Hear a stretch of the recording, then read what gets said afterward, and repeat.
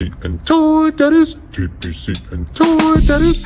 Welcome to the Toy Pick Community Top 10, brought to you by the Toy Daddies. Hey, what's going on, YouTube? Sorry, I was just hitting the send to my audience. I totally forgot to do that beforehand. Hi, guys. What's up? How you doing, buddy? Oh yeah, this is. We already botched this opening.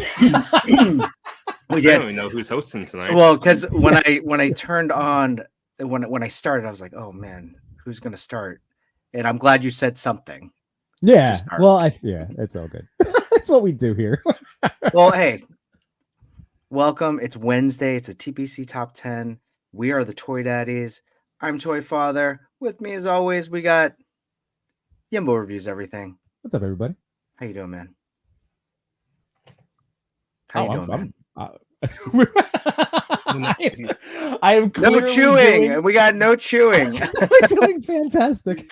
Yep. I'm doing great. You're doing great. Great. That's awesome. This is like really. This is a choppy opening, guys. Okay. We're just getting back into the end of January. You know, I do have to say, this is really exciting. Like, I cannot believe tomorrow's February.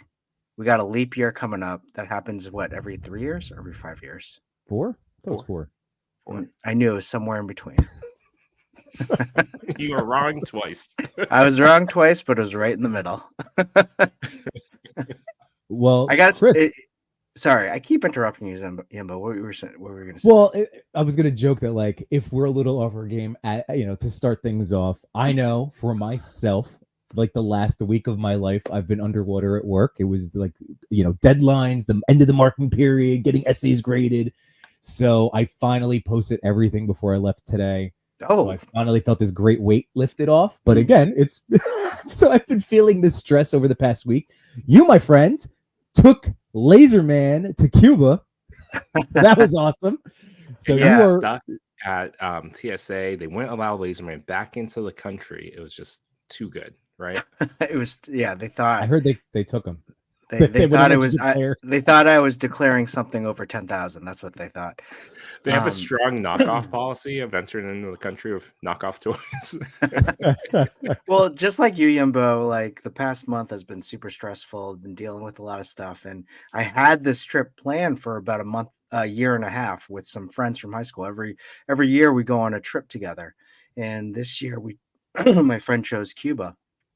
And I was like, all right, I never thought I'd go to Cuba. That seemed like a bucket list kind of thing. Yeah. But something happened, at home, and I almost canceled the trip. And my wife, being the wonderful person she is, she said, you need to go on this. It's okay. It's only like a long weekend. We got this. I was like, okay. And I'm so glad I did. Cuba is it's incredible. It is definitely one of the most interesting places I've ever been. The people are so amazing, and I just had a wonderful time with my friends and just meeting, exploring the culture, meeting new people, really immersing myself in some areas as well, and talking to people I wish Chewy, I wish I had your Spanish with me. I said como se dice a lot. I said hola a lot. I said me gusta and insert word there. So nice. You got it. Me gusta Laserman. Me gusta Laserman. And so then, yes, I brought Laserman with me, and I took some fun pictures with Laserman across beautiful vistas on horseback in Havana, having a lot of mojitos. It was a lot of fun. Just imagine Toy Father riding bareback with Laserman in his hand being like, yeah.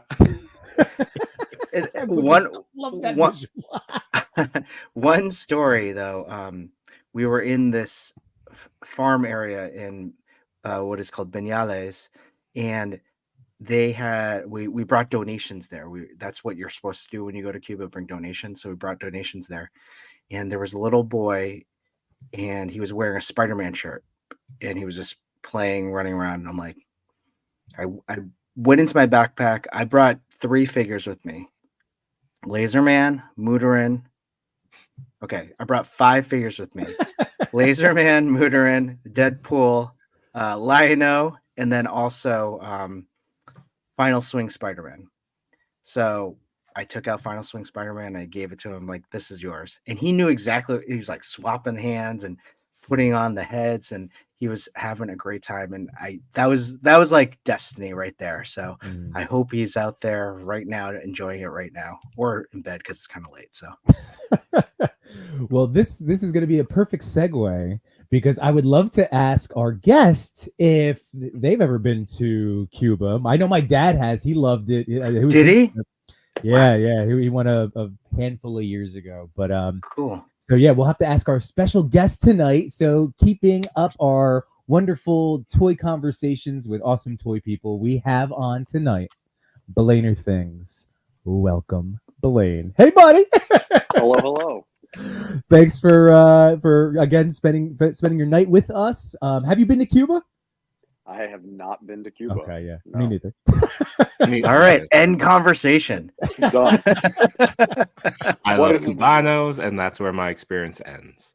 Oh, I could not find a Cubano in Cuba Mm. because it's not a Cuban meal. Missed Yeah. opportunity right there, Chris. I did have one in the airport though. It was delicious.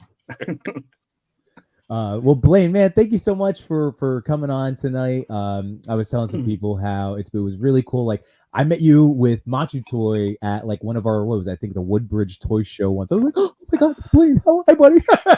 And then again at like rubbing into you at Legion's Con, and getting to set all this up. So again, thank you for your time, and I'm just excited to pick your brain about all like the work that you do for NECA, and then like whatever you're willing to share with us. Fair enough. Yeah, and Blaine, I really have to just, it was a pleasure meeting at Legion's Con, and I could tell that, with us like older 40-year-old, sorry, no Chewy, late 30s, toy daddies just like approaching you, asking for like, a picture or an autograph of my figure. You were very graceful. You looked also very shocked and overwhelmed. And I really appreciate you taking the time to at least say hello. I mean, has anyone ever asked you to sign their action figure? Not the actual figure. Okay. I've had people ask to like sign like a package, Mm. but never the actual figure, and never a figure that I like wasn't even a part of. Like I didn't work on. Yeah, But fair I know the point. story behind it, so it was very sweet, and it was a neat thing, and of course, obviously, I felt very humbled, and I think I felt overwhelmed because it happens, but the fact that I was hanging out with I was about to say my friend Ryan Ting, who works at Hasbro. I think it was just that, like, it was just a lot of people coming to see him because he's more popular than me. So, Well, cut it out. Yeah, I mean, honestly, that was just an overwhelm. Like seeing Ryan and then BlainerThings, and I'm like, what? well, What do I and say hi to? we were on like a limited schedule, Mhm. so we only had like an hour there, and that was the only thing, was like, for a good 45 minutes, I don't think we made it past the front aisle. And it wasn't like a bad thing. We just wanted to see everything and say hi to everyone and talk to everyone. And we're like, how do we get it all in like an hour? So, but it was a fun day. It was my first Legion's Con. Did you it talk was. about it? Did you talk about it before you entered? Where you're like, all right, Ryan, we're probably gonna get mobbed. What are we gonna do? Because I mean, that's what the three of us talk about before we Say that to Ryan's wife, to be like, you should be prepared. These cons go a little wild for us. Yeah, like Janie knows. She's been to cons numerous times, so she gets it. And then we were with one of my other friends, who is not in the toy world, is in the entertainment world, so never really sees, like, I think this might have been his first toy show. So he was the only one that I was kind of like, oh, like, when we make the joke, like, oh, there's BlainerThings, like with my friends and stuff, I'm like, this is where it actually happens. And then he's like, wow, you weren't kidding. But then it's not like, it's a small pond, right? We're all the same community. So it's like going to a high school reunion. That's what I always say. Going to cons and toy shows are going to like a high school reunion. Yeah. Yeah, But that's then true. your friend is actually Snoop Dogg, and then everyone just forgets who BlainerThings is. Is that what happened? Am I Snoop Dogg? No, you were your friend in entertainment was actually Snoop Dogg, and so you were eclipsed over Snoop Right, Dogg. exactly. I would hang out with Snoop Dogg and Martha Stewart together. Oh, for sure. For Seems sure. like such a fun combo. Oh, Just sampling their 19 crime wine. they're like legitimate friends. Yeah. Yeah, Mm. Yeah. It's heartwarming and wonderful. Right? it is. So, Chris, would you like to first say hi to the chat? Because we might have you might have some friends in here. We don't know, like we'll have to see if in our little community. So it starts out with Chava Fernando. And saying just to hi. say that the Mhm. chat is like the best thing on the TPC, and we love you guys. So please, you're much funnier than we are. Add in those jokes, ask those questions. We'll star them for Blaine, and then we'll get them in. Okay. Chava Fernando. Oh, he didn't stick around, but hey, I'm glad you visited. Ooh, Josh Brown. So, Chris, can you do me a quick favor? Yep. Blaine, this is a little transition too, like a little additional question, because our buddy Josh is doing some head sculpts, and again, like I don't know. So you're in the designing aspect, right? In terms of like the creation of the NECA figures, like you're like the art style, you get to draw and kind of come up with the look. Is that what I'm getting? Is that in your position? Yeah, that falls Okay. within my position. So I am a brand manager, and Okay. I primarily work in product development. So one of my jobs, I also do the concept art for a lot of our figures. So That's I what. Okay. will, like you said, I'll draw up the initial concept to pitch to a licensor, and then throughout that, my coworker Stefan will assign, the sculptor, the painters, things like that, and I will just oversee whatever I had designed. Make sure, obviously, the sculpt looks like Elvira is a perfect example. Ghostface is a perfect example. I kind of oversee everything, making sure that the sculpt is accurate, the paint is accurate, or I paint it myself. And then it's a very small studio, and we kind of all have different hats. Is it any license, or is it a specific license? So it really depends on. This is actually one of the great things about having a smaller, tight-knit team is it really depends on who is the bigger fan and wants the project and knows more about the project. Randy's really good about saying, like, that's literally how I got my job in the design studio was Elvira, like knowing how much I loved Elvira and those little nuances. So I quickly became, the Elvira guy. And yeah, so it depends. It depends on the license. Some of the licenses I will get, like I said, my coworker Stefan, who also works in product development.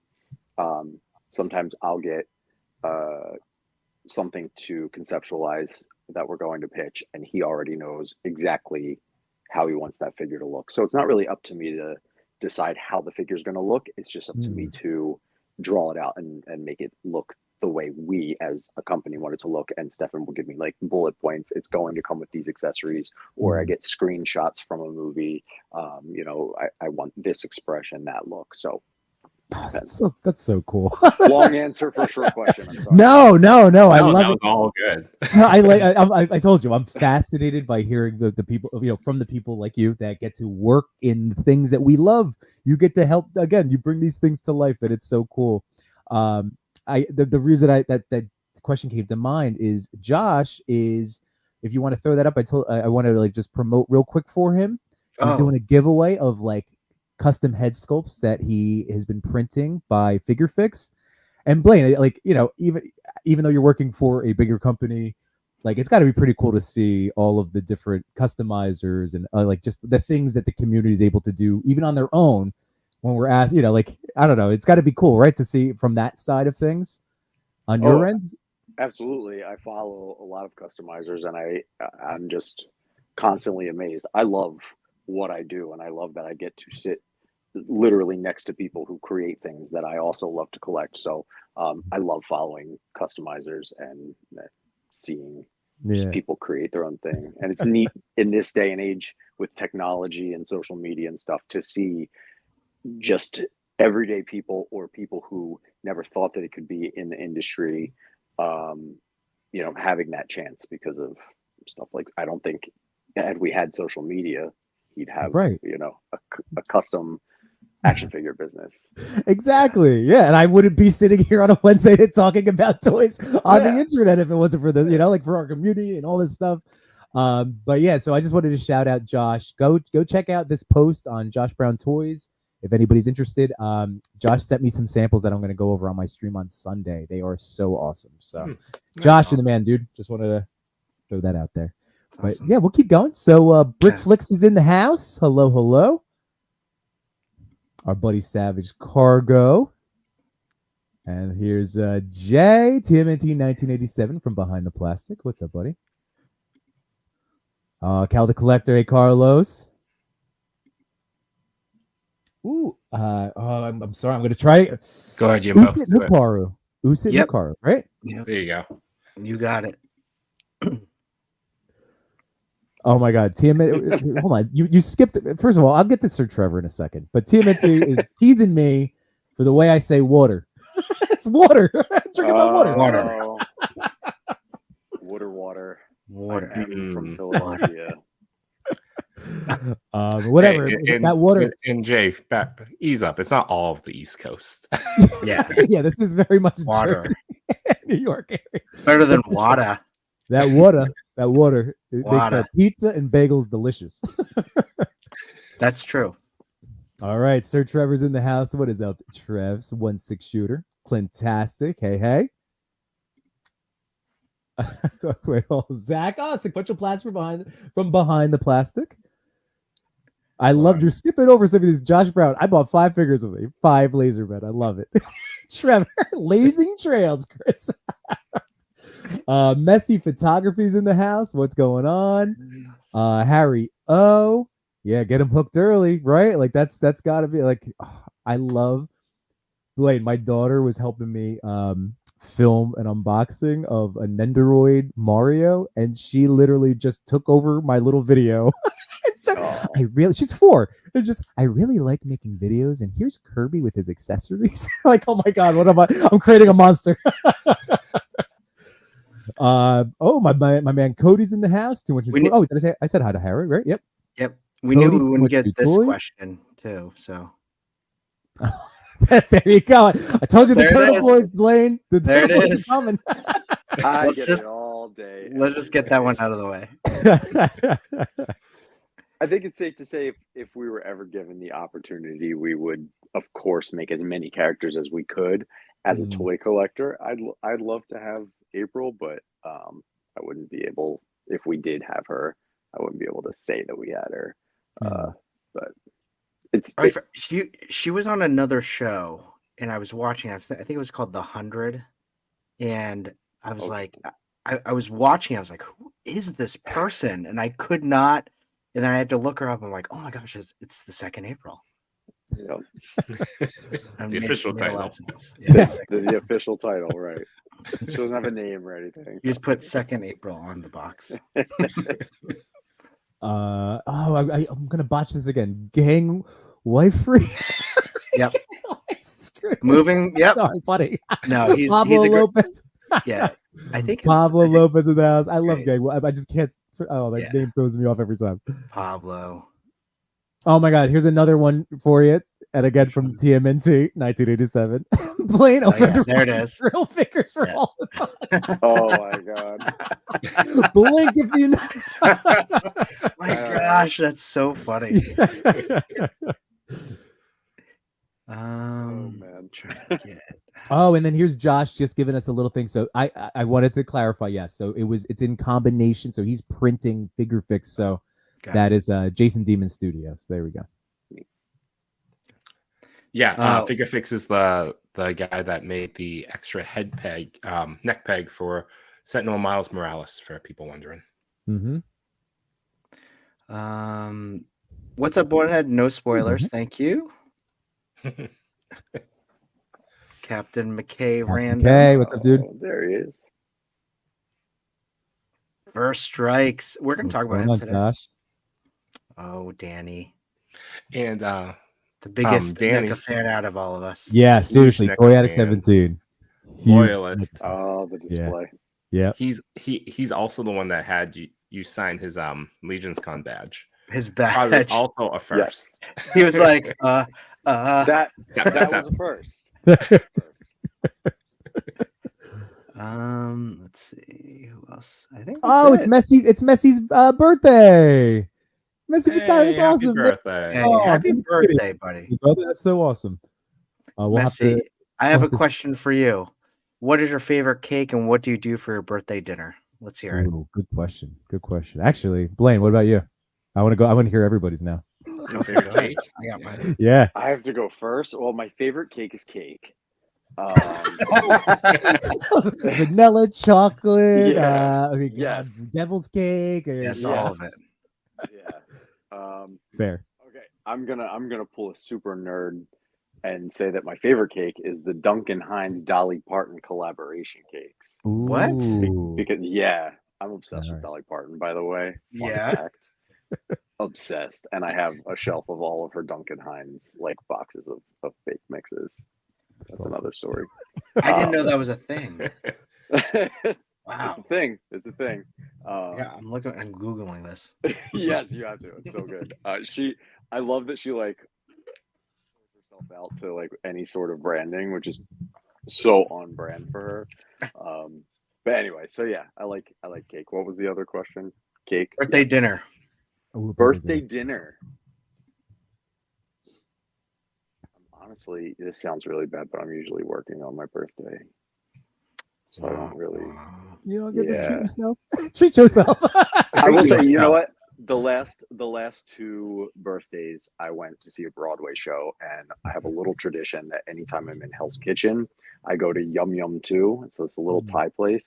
So I Oh, can it's- say for the last 2 years, I have had Yum Yum 2. Nice. What the food that you get? Like anything in particular? A dish? Last year I got drunken noodles, and the year before that I got green curry. And I usually, I mean, I Two great go choices. often to this place, but I usually bounce between the curries and the noodles. Oh, that's Nice. so good. Yeah. I grew up with Thai food, but my son's allergic to peanuts, so I've been mentally forbidden from going to a Thai restaurant just in Oh. case. No chewing. Next time we choose a dinner night, let's do Thai. I don't think they do nachos, man. But let's go. True. That's true. Two So now we know what locations, no your gentlemen. Thai. dinner is. Yeah. Thai then. Thai nachos is just drunken noodles. By the way, Chris, if you want to share the little tab I have locked and loaded, because Oh, with that mention of Dolly, this is one of Blaine's drawings right here, one of his posts. Because Her we have a lot of birthday. people said Dolly Parton is a national treasure.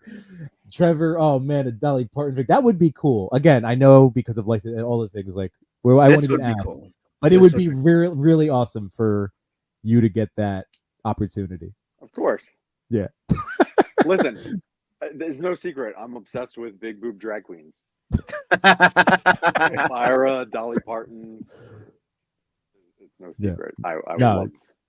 You'll nail it. The Elvira, the only one that I saw, because I don't have one yet, but I've just admired the photos that I've seen of her, because the only one I want the classic look, and the only one I've seen like where I had it in hand and I still almost walked out with it was the gorgeous 4th of July one. And I was just, I was listening to my wife being like, you don't, maybe not buy another toy right now. So I put her back, but she looked great. They all look great. They all look so good.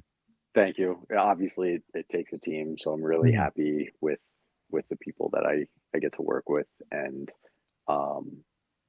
like I said earlier, it's just a blessing when it's a close, tight knit team, and it's very nice to have like your eye appreciated and people really want to work with you and collaborate with you, including her. Like that's the coolest part, is actually getting to like work with some of these people. Yeah. So you met her? Oh yeah. And Oh and my like we God. have, meetings and stuff, obviously, to go over brands. Like, she's very hands-on, and we go over concepts. When I say I'm a huge fan, it's like that's how I got my job. Like, that's how I got my job. And she is still gorgeous. Like, gorgeous. My goodness, like she and has better in not person. aged. I know I'm biased, but yeah, she has not aged though. Gorgeous. But yeah, it's just I kind of emulated like her and like Pee Wee Herman, like that kind of comedy. You can tell that they were friends, and you can tell like the Groundlings kind of comedy style. And I kind of grew up with that, and I have that same kind of comedy, and I love like dad jokes and puns and plays on words, like the 4th of July Elvira you were talking about. We called it Red Frightened Boo. It's like such an Elvira thing, and like, so it's very fun. It's very fun to like pitch these ideas and be like, that's something I would say. That's great. So yeah. I didn't realize she was in Groundlings. Yes. Yeah. Oh, wow. That's how she not got her start, but when she moved to Hollywood and said, I'm not moving again for a role, like I'm going to be an actor. Yeah. She joined Groundlings. Wow. And started with Paul Rubens, and I'm gonna botch a ton of names because it's way too late and I'm way too fried, but they're my top two. Wow, I didn't realize they were. First of all, I didn't know Paul Rubens was also in the Groundlings, but together, that's crazy. Groundlings is actually where Paul Rubens came up with the character of Pee Wee. That was a skit that he would do. Really? Yeah. I know. Where do I keep all this? I don't know, but this is what we're talking about. Fandom. We're talking about fandom of like No Chewing likes more stuff in Disney than I do. Like, we all have different like niches, and you are the first one to really like have a deep knowledge of Dolly Parton and Elvira, but we definitely appreciate it, and that's why we want to hear all about it. So what's the? Oh, sorry. So Blaine, I was curious. Like, what was the last? Unless you already had posts, because I queued up a couple of other of your posts, because like, again, some great work that you're doing. What was the last design that you worked on that you can talk about? Either something that just really came out, or something like, what was one of the last ones that you? One of the. I did actually just a few days ago, for the first time at retail, saw the Vincent Price Toonie Terrors, and I was really proud of that one. So I designed and painted that, and Adrienne Smith sculpted it, as she does with most of our fantastic Toonie Terrors. So that was really cool to see. So I think that wave just hit, and it's got the Fiend. It was designed by my coworker Jeff Trapp and painted by him, and then it also has Megan, the horror movie. She's like the doll. Yeah, I saw that movie. Oh, Megan. Yeah. So we did a Toonie Terrors of her that I designed. So those were the last two, or I should say the most recent that just hit shelves. And then we just teased and hinted our next Ghostface figure, which I got to design and direct. Oh man, cool. Maybe that'll be a nice segue. I gotta, you know what? I'm going back to that post instead. I told you, man, I'm still sad that I was at New York Comic Con and I still missed this figure. I'm so mad at myself. Oh, I was in the NECA booth. Manhattan. Oh, I was in it, everything, man. Oh, this was so cool. So, this was a specific exclusive, right for Comic Con? Yep. So, like, you already had, it was based, because I have the ultimate Ghostface. Actually, thanks to Toy Father for like long ago, I want to give away. So I have my Ghostface. Now, since you already had that, was this like, how does an exclusive come to life? Like, how does something like this, you have, I guess, the base ready, kind of, and then it's more of, I don't know. I'm just curious. So I'll let you speak on it. So we have the ultimate.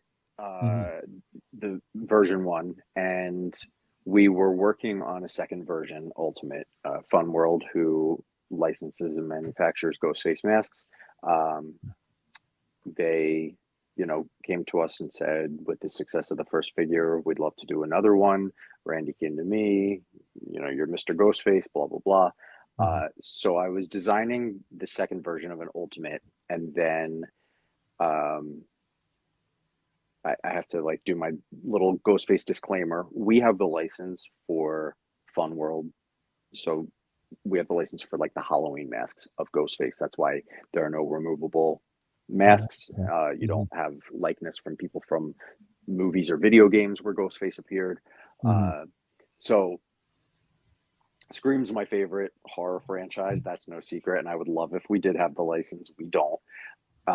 So it's just an honor to get to work on Ghostface, who was featured in that movie. And while we were working on the second one, Scream 6 had come out, and it was the first in the series to take place in New York, and it was the first in the series to take place around Halloween time. And so that movie came out, it was popular, and Fun World released images of the aged mask that was featured in Scream 6, announcing that they were going to make official Fun World aged mask. And my little light bulb came on, and I was like, does that mean it's in the catalog? So I reached out to the licensor, and sure enough, that meant it was in the Fun World catalog. We could produce it. And I went to Randy and I was like, can we put a pause on version 2? I have this idea, to kind of play off of the fandom of Scream 6 with the aged mask. It's in New York. And New York Comic-Con takes place in October around Halloween time. Like people will be cosplayed as Ghostface. People love Ghostface. They love Dead by Daylight Ghostface is in, the Scream franchise Ghostface is in. It's still a best-selling Halloween costume. So he kind of saw the glimmer in my eye, and we were meeting deadline. And to make a long story short, he was like, if you can get this conceptualized and approved in like 3 days, we can hit the mark. And when I tell you, it's the only thing like I worked on. I came home, I worked on it. I was texting sculptors who I knew were also Ghostface fans. Marty Henley, shout out. Can we do this? Is this possible? I had these ideas for the exclusive accessories. Like, how could we make it fun and specific to New York without it being a Scream 6 action figure, right? Sure. So that's kind of how we came up with Ghostface Takes Manhattan. And Ghostface Takes Manhattan was another wonderful play. I love my play on words and my puns, and a nod to another famous horror movie that took place in New York City. So this was just really, really, really fun to work on, and the reception was so phenomenal. I put so many Easter eggs into the action figure, into the packaging. So it not only speaks to Ghostface and speaks to me as a fan, but in the playbill, which is a play on words, the playbill is Little Toy Shop of Horrors, and that's a nod to my favorite Broadway play, Little Shop of Horrors. Nice. Inside it, I included everyone that worked on it as like the cast. I did the 2 masks that I had growing up. The 2 Ghostface masks, like for Halloween that I've had, were the green glow in the dark with the knife. So it was really important that for the first time ever, we included the green knife with the black handle. That was a set. And then in our ultimate that you have, we had like a blood splattered mask. And I wanted to do the blood drip mask, which was the other mask I had, and it had the little pump. You're right. Yep. So I wanted it to more look like it was actually dripping, and that was just really cool seeing the fans that understood that nod. Oh my god. To again, long answer to finally answer your question. What makes it an exclusive is not only the accessories, but the under armature, the base of the action figure is from our first Ultimate, but the robe is completely new, so it has a new fit. Which you can really see when you line them up next to each other. It just lays a little more flowy, a little more human-like. We put a double wire in the hood, so you not only have the wire around, so you can really make it as Ghostface, which is featured in any iteration, whether it was, sometimes their hood is a little more rounded, sometimes it's drooped. I specifically, as a Ghostface fan, added those little nuances. So you've got a double wire. You also have the wire vertically in the back, so you can like pose the hood. Oh, like that back down here. Exactly. Wow. Exactly. All right. The face, all the masks are brand new sculpts, and they're now face plates, which I give credit to Stefan Folkens for getting that idea. So they're all face plates, interchangeable face plates. The knives completely new, all new sculpted. The voice changer, all new sculpted. So everything except the under armature, like the body itself, the torso, everything is brand new from the first version. And we have a second version coming out very soon, maybe this spring, and that has even more new parts on it. Wow. All right. Even more? Yeah. Jeez. Even more new parts. So it's not, I thought it was so funny as I read the comments, because I have social media people. I'm reading the comments that are like, oh, another Ghostface figure. They're just going to milk the same mold. Like, milk the same mold? We've only had wide release Ghostface figure. So this is the Comic-Con exclusive was technically the second. This is only the second wide release. And it has almost everything new. So wow. Yes. Oh, that's cool. And the things that we repurposed, like, you know, the regular mold of the mask we can repurpose. But even things like that, there are some surprise changes too. Okay. This is Blaine. I was kicking myself for having missed it, and now I'm like, why don't I have this toy? I was there. I screwed up. I didn't realize the face plates. I love that change. Yeah, it's really fun. And I've also been like really into. I don't know if this is maybe this is just off the something you may or may not be able to talk about, but like it seems as though maybe more soft goods are being utilized. I'm like, you know, it's not like you ever shied as a company away from them, but like I do feel like maybe am I right in that? Is that a direction potentially, like just in the soft good area? Yeah, okay, absolutely, and I can answer that.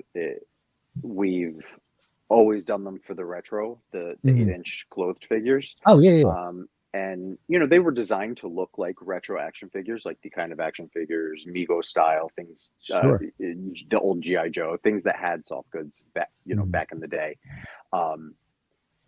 And they were designed to look like they were retro, but as we evolved and progressed, they started, I mean, when you look at the Elvira figure, you don't think, oh, that's like the retro cloth line, like that dress fits, it's beautiful. So our tailoring has just gotten so good that we started utilizing it into the 7-inch scale, and it, you know, it's worked really well. We have the Ultimate Fiend just came out. We have the Ultimate Nun, and there will be more. Even like in our D&D figures, you know, we did soft good capes with wire. So yeah, when we can, and it makes sense. Absolutely. Yeah, I was just thinking again as a turtle guy, like Usagi Yojimbo, like that was I was blown away. I was like, oh, wired hooded, this is so amazing. I love this. But it was like a nice surprise. I didn't realize that, you know, like again, like that was one of those first where I started noticing it more, not just like on my Master Splinter, you know, like movie figure. It was like all of a sudden it's like, oh, look at all these other guys now, and they look so good. That's why I'm hoping again, like. That's the direction. I'm a soft good guy. Like I love it. I like a healthy mix. Sometimes when you put soft goods, like form-fitting soft goods over an entire buck that was not specifically designed to be smaller or to have soft goods on, at that scale, the fabric is thicker compared to, you know, our size. So sometimes it looks a little too bulky and it takes away from the aesthetic for me. But when it makes sense and it hits right, even like you were just saying, TMNT, like the Samurai Turtles from TMNT 3, you know, say what you will about the movie, but those designs and those figures are just gorgeous. And we added those, you know, the soft goods to that instead of sculpting, so you still get a great range of motion. And yeah, that's great. Well, we have a ton of questions that we're backlogged on. Sorry, so... go. No. I don't blame you. We didn't finish saying hi to the people in the chat. We jumped about like a minute into it. No. I mean, we jumped into birthday cake, into Ghostface. I'm ice cream, by the way. I love it. A good ice cream cake. Ice Oh, cream you cake? have to Oh, wait like for it? what kind? Like, is it all like Carvel or Carvel. Give me a Carvel. Yeah. I So don't there's like a having place- to wait to cut. That's my biggest issue of ice cream cake. You can't cut the cake immediately. That's No, true. see, like I have my Why like do you steak cut? and mashed potatoes birthday dinner while I eat, Okay. and that sits on the counter and gets nice and like warm and even a little melty or something oozes out into the You're countertop planning that's it all out. ready I for you. don't plan it out. There's a What? That's down to a natural fire. science. But There's eat a like place half of it. near us that actually bakes like a real cake, puts ice cream in between, like the real cake, and then you Ice cut it. cream and sandwich cake. Yes, it's delicious. It's like really good. I don't get that for my birthday, but Does everybody want well- cake right now? Yes, while kind we're, of. while we're finishing this conversation, Tonight, cake. a strawberry. I think mine's like a strawberry. I don't want to say shortcake, but it's from Whole Foods. It's excellent. Birthday dinner. My wife and I love to go to this restaurant in Boston called Mooncusser. It's delicious. It's fantastic. It's a treat. It's once a year, and they do great wine pairings. That's all I got to say. Oh, nice. Mine would be Chewy? strawberry shortcake. Okay. So There's a place in Chinatown that I think it's actually closed now, but I grew up with like this cake always being like a part of my childhood, and I loved it. And now is it like a sponge cake? That yeah, it's that material. we get that all the. Oh my gosh! I got a place for you. Okay. I'll get one. I'm gonna get one for you. Yeah, gentrification destroyed this bakery in Chinatown. So Yeah. Well, there's still some places. Too much new toys. I would say toy news. Did you design the Svengoolie? I did not. That was my coworker Jeff Trapp, who actually was the original designer of the look for Toonie Terrors, and obviously still works on them. And we kind of split the waves up now. But he's fantastic. He's a wonderful artist. His IG is Jeff Trapp did it, and yeah, he designed Svengoolie, and my dad is obsessed with it. So I had to go back. I gave it to him for the holidays, and I had to go back into work. And like, Jeff, my dad said to tell you that he really loves Svengoolie. I love that. That's great. And just so you like, Chris, just I put up the concept art and design for our friends in the chat that might not be aware of the Toonie line. All right, so like this is the style of them. I've been so tempted, Blaine, by a lot of these. Again, like many of the Target runs in the last 4 years, where it's like, well, I don't see any, like I'm like, ooh, like just to walk out with a toy. They always look amazing, and yeah, they look so cool. They do look and they're really lower cool. price point, right? Yeah. So, and we try to make them, for characters that, if you're a fan, let's say, of Ghostface, you can just get the Ghostface and be happy with it. Or if you're just a fan of the style, then there's a nice, fun, full collection to collect. Yeah. No, I know it's neat. I have to pick lanes. That's one of our common messages here. We have to pick and stay in certain lanes. That's this year's theme. Pick your lane. Yeah. TMT 1987. Any chance NECA makes the 03 TMT boys? Gosh, which one are the 03? Yeah, the 2003 That would Turtles. the series prior to the CGI one. Oh, okay. Yeah, no, probably not. Never say never. It's TMNT, but yeah, I'm trying to think if I always go by how many other companies have already done them. But yeah, we have so much TMNT coming that I don't think that series is on our radar. Is that at the Holothon? No, I'm just joking. What's Holothon? Over under 5. Blinking. Yeah. If you can all pick a character / person to make a figure, what would it be? Also, what soft goods or not with? Ooh, well, I mean, Blaine gets to do that. Well, you're only restricted by, I mean, like the business side of things, right? Because it sounds like you have a really great like working space, over at NECA. It sounds like you have great people that you can like, again, bounce these ideas off of. That's so awesome, like that creative freedom. Is there someone that maybe that won't get you in trouble with licensing, but just in general, like somebody that you've always dreamed of getting to design, or somebody you've sketched out, perhaps not in a official capacity, just tooling around in your notebook, like, ooh. Yeah, that's a good one, actually. I do, maybe not so much action figures, but I love designing. If I didn't design action figures, I would design like superhero suits. I love just designing those. So I would love to maybe do a figure based on like a superhero suit that I really love. Maybe like Fox X-Men, or I'd love to do something like in Marvel or maybe DC or something. See, that's safe because they already belong to other companies. Sure. Good choice. Hario says drag queen, divine figure from Flamingos movie. I think it would be really stupid to sit here and try to lie and say that hasn't been like tossed around and pitched, because I mean, if you don't know Divine from Pink Flamingo, just Google, and probably the first image that shows up looks like an action figure, right? So it would be fun. To be honest, I don't know who currently holds those licenses. So it's something fun that we've talked about but haven't looked into. Oh, what a great question. Captain McKay asks, it's always awesome when these people are really involved in a brand. Them caring and about how the figures look always makes the final toys look so much better. And that is so true with NECA. Like, I would have to say that. The sculpts in the final form are just so great. And again, for the price point, excellent. Like that's what I really just love about NECA. And I'm as an articulation guy, I have been so pleased with the improvements. Again, you're in the conceptual design portion, but like, are you like in talks with the team that does the articulation of different figures? Like, so okay, like what are you able to talk about in those conversations? Because it's clear to us as your fans that like the improvements are being made. Like that last Ronin Raph, I think we all went, oh my god, this is so great.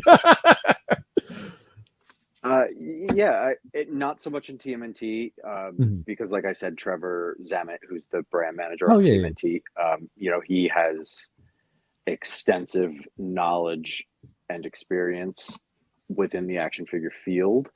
So he's very aware of engineering, and I have no qualms with them.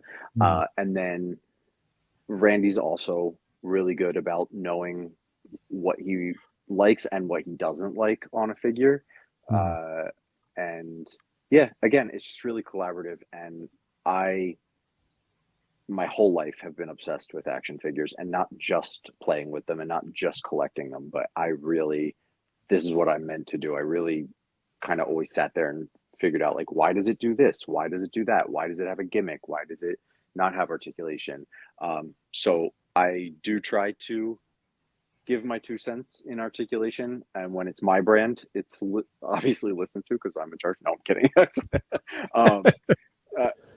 But even in other brands, now we've started across the board. It's something as simple as just getting a fresh eyes, and something that always like irked me as an action figure collector is when an action figure came with alternate hands and came with a gun or a blaster, or even like a katana, like a sword or something, and their hinge went this way instead of this way, because like you don't right.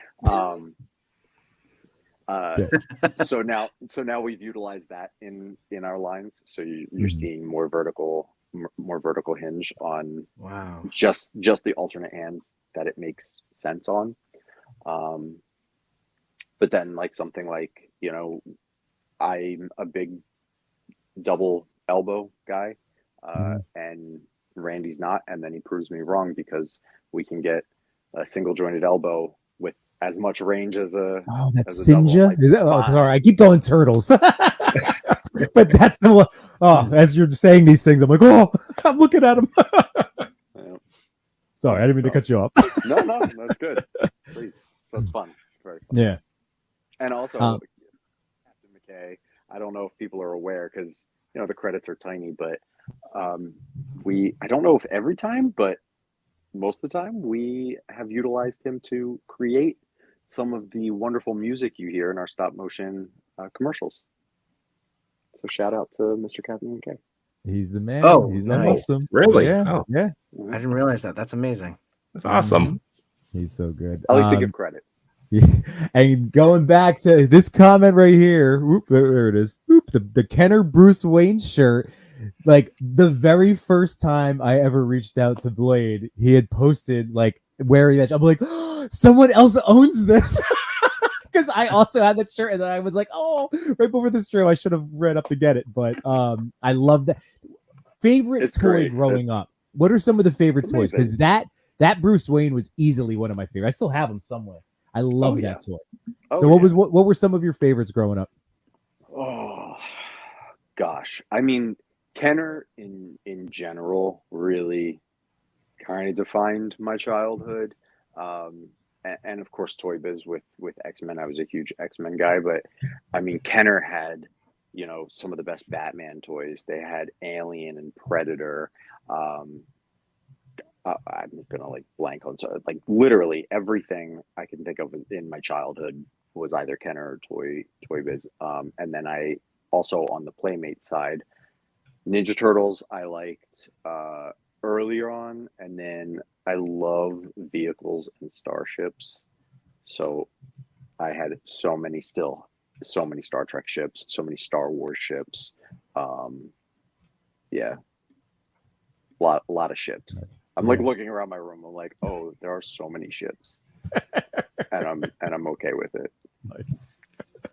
My first action figures were the Star Trek The Motion Picture action figures from Galoob. Oh, really? That's awesome. To relive that movie. That family fun, kid friendly movie. Long pan and shots. From initial thoughts of a figure to retail shelves, what's the time frame? How long are you having to keep these figures under wraps? That depends on the approval process and what type of figure it is. Toonies are usually the quickest from concept to shelf. Retros are probably the second quickest, and then Ultimates usually take the longest because it's completely uniquely tooled from the ground up. And then with good approval process, we can get a Toonie out maybe between 6 and 8 months, and an Ultimate we can get out in about a year. Oh wow, Nice. That's pretty good quick. question, Cody. Yeah. And then it goes up by priority. We are lucky enough to not do many new movies, so we don't have a release date to meet. So if there's something that's more pressing, we can kind of take a pause and work on that.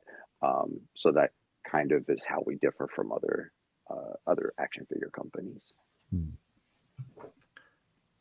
I don't know if this is a joke, but I just put it on because I had a question mark on it. I put it on because I had a question mark.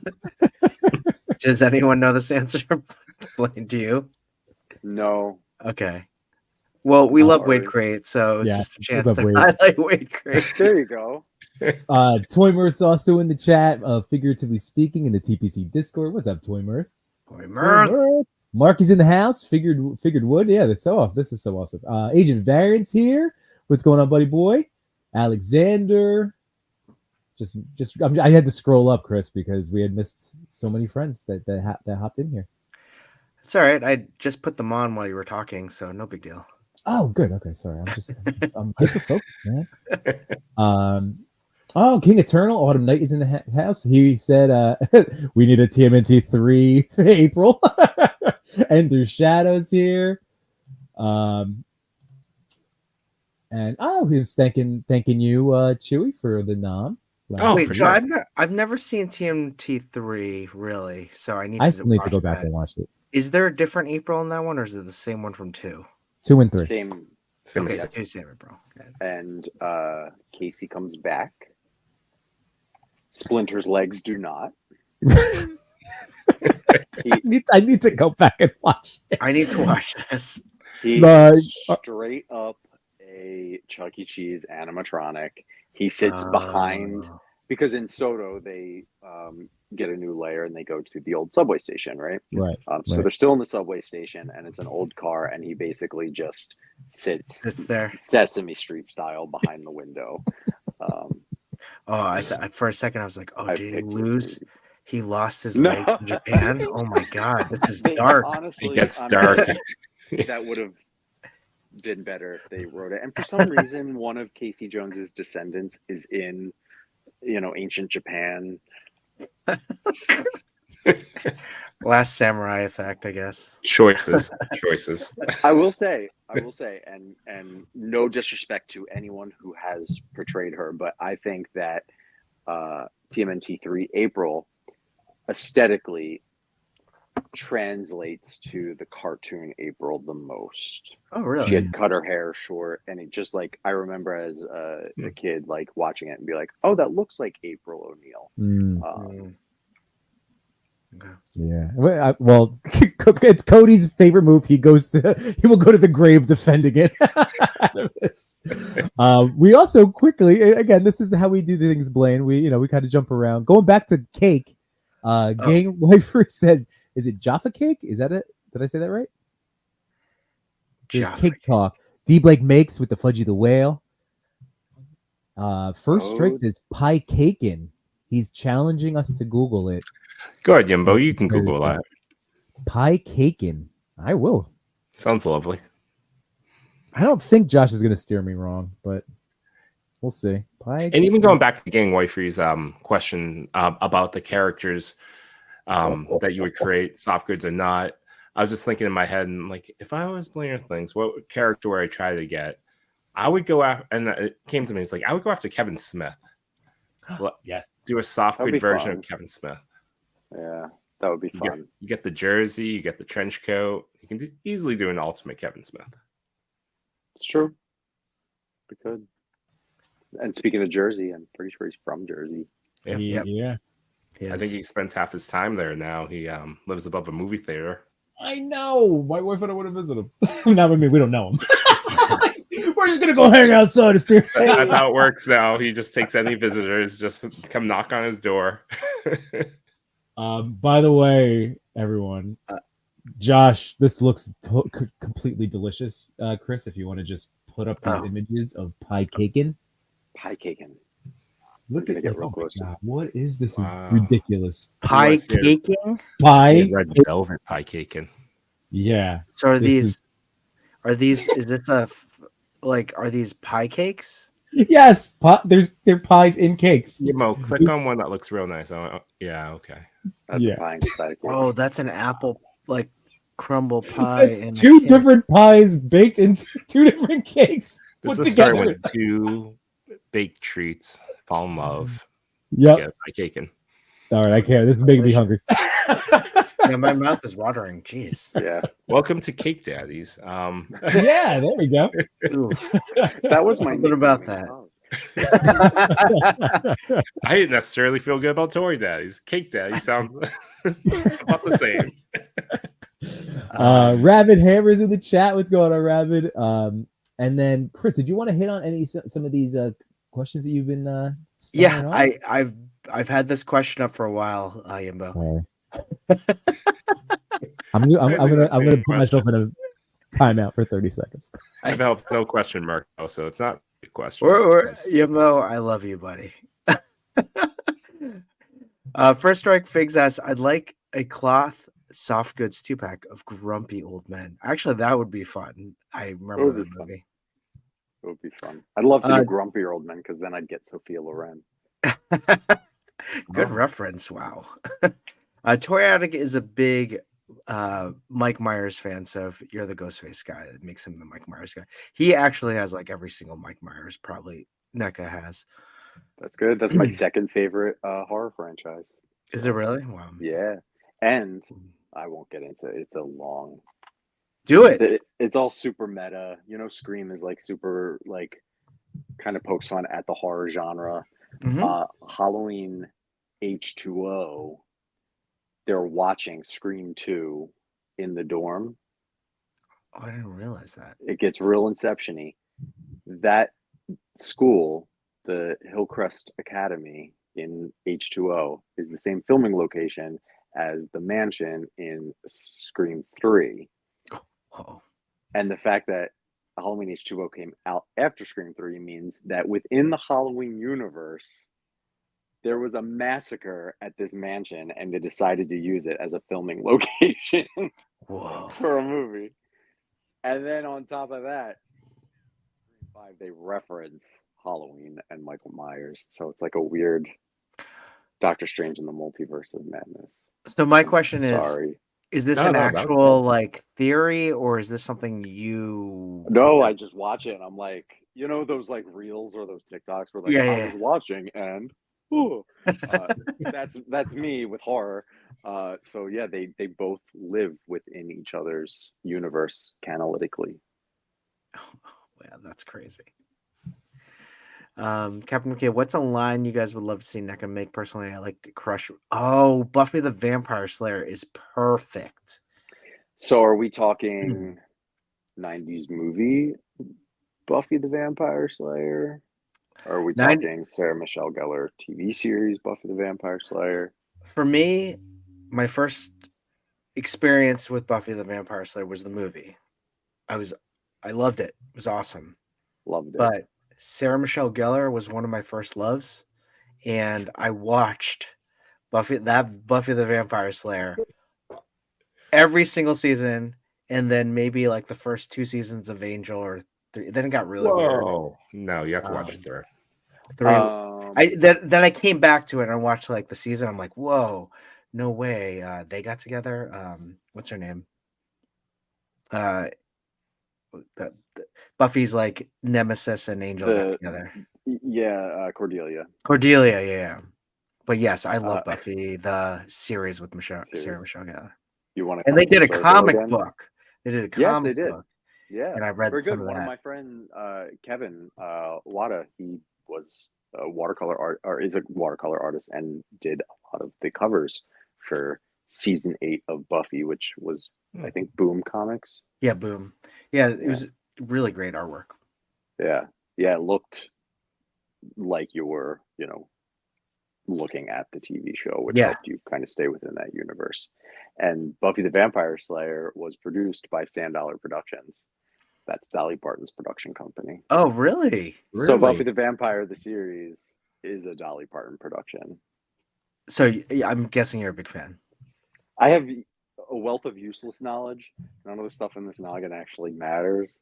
It's just random facts. So did you watch Buffy the show? I did. I never finished it. I got really kind of out of it when it got a little too big for my little head, for like my little like teenage brain to handle. I'm like, no, it's the Vampire Slayer, and I was okay when there were demons and werewolves, but now there's like cyborgs and you got it did get a little weird. Cyborgs. But and then the government got involved. Yeah. Chewy, Yumbo, did you guys watch it? Yes, every episode. Yeah. I really like the movie. I watched some episodes, but not that many. I never got like into it, but I really like the movie. The movie was awesome. Boo, Yumbo, go watch it all. Yeah. Sarah Michelle Gellar. I will say, you're having your little Sarah Michelle Gellar moment, but when you were talking about childhood loves, I was thinking of Kelly Kapowski, and one of the comments that was like, "Saved by the Bell Figures." Yes. I was like, I was totally by Saved by the Bell Figures. Saved by the Bell. That's a good one. Yeah, that is a good one. Chewy, do you have any? I mean, I would just agree with Buffy, a line that you want NECA to make from a TV show. Do you know Sarah Michelle Gellar was in Scream 2? And that's the clip. And that's the clip that they're playing in H2O. Oh, it is, because it was probably the height of Buffy. Like all these webs. Of course, because she was in Scream 2. She was in I Know What You Did Last Summer, Cruel Intentions. She was like, was Freddie her husband? Prince Jr. Freddie Prinze Jr. Was he in I Know What You Did Last Summer? He was in a horror. Okay, yeah. Yep. Yeah, he was in both of them. He was Yeah. in. I know he did last summer, and I still know he did last summer. Got it. Yeah, that's where they met. Hmm. Sorry, no change. What were we doing? I don't think I have anything. I just keep thinking of the and now I'm just thinking about Buffy, but before that with NECA, I just think about one day having the 2012 TMNT line. That's all going in my head. I'm like, that'd be great. That'd be nice. Yeah. That's Also, the I'm gonna think about CGI Pike one, right? Aiken too. Yeah, it's the one that I really enjoyed. They actually had an episode that was very similar, paid a strong homage to TMNT 3, where they do go back in time and they end up in a similar situation. You know, it's funny that you say that, like with the whole back in time thing.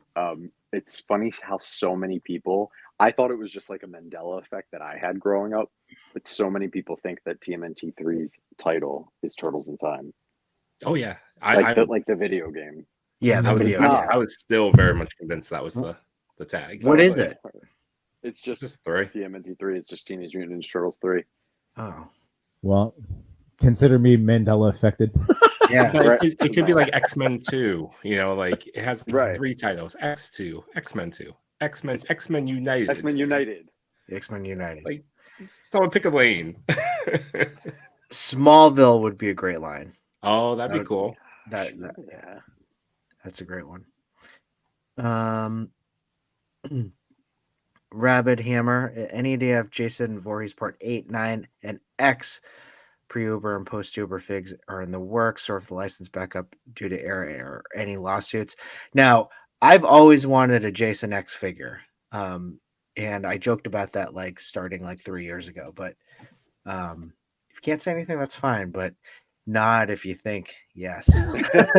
If we were given the opportunity, I think we'd finish any of the lines that we start of the big lines that we have so many of, right? Unfortunately, it had to stop, and some of the movies are under different licenses. That's obviously public knowledge, so I'm not like giving any insider secrets. The movies, which is more common now than not, sadly, is that different movies will be owned by different studios or licensors. So we don't have the ability to do them now. It's something that we will always look at.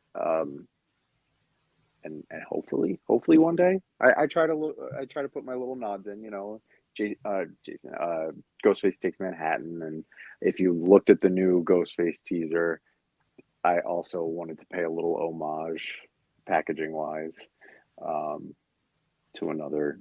So we're fans. We're trying to show people that we're fans. We would do it if we could, but yeah, not right now. So if you really look at that advertising, guys, you can see Jason X in the back of that Yeah. packaging. King Eternal, are we getting a Megan Ultimate? We are. Ooh, you heard it Yes. here. I had to make sure. I'm pretty sure, or I'm fired tomorrow. I'm pretty sure we showed it at Toy Fair. Okay. Okay. Yeah, Plus, no. we know you did mention the Toonie Terrors, so the license is there. Yes, the Toonie So- Terrors is out, so that and not to say sometimes that doesn't happen. We had done like a Beetlejuice Toonie, but didn't have the rights to do actual likeness action figures like Ultimates or whatever. So that does happen, but yeah, Megan's in the NECA family now, and stay tuned. That's awesome. Yimmo, get that scene voice ready. This is a great comment / line that I would love to see too, because I love this movie growing up. Jukebox Hero. That's good. That's good.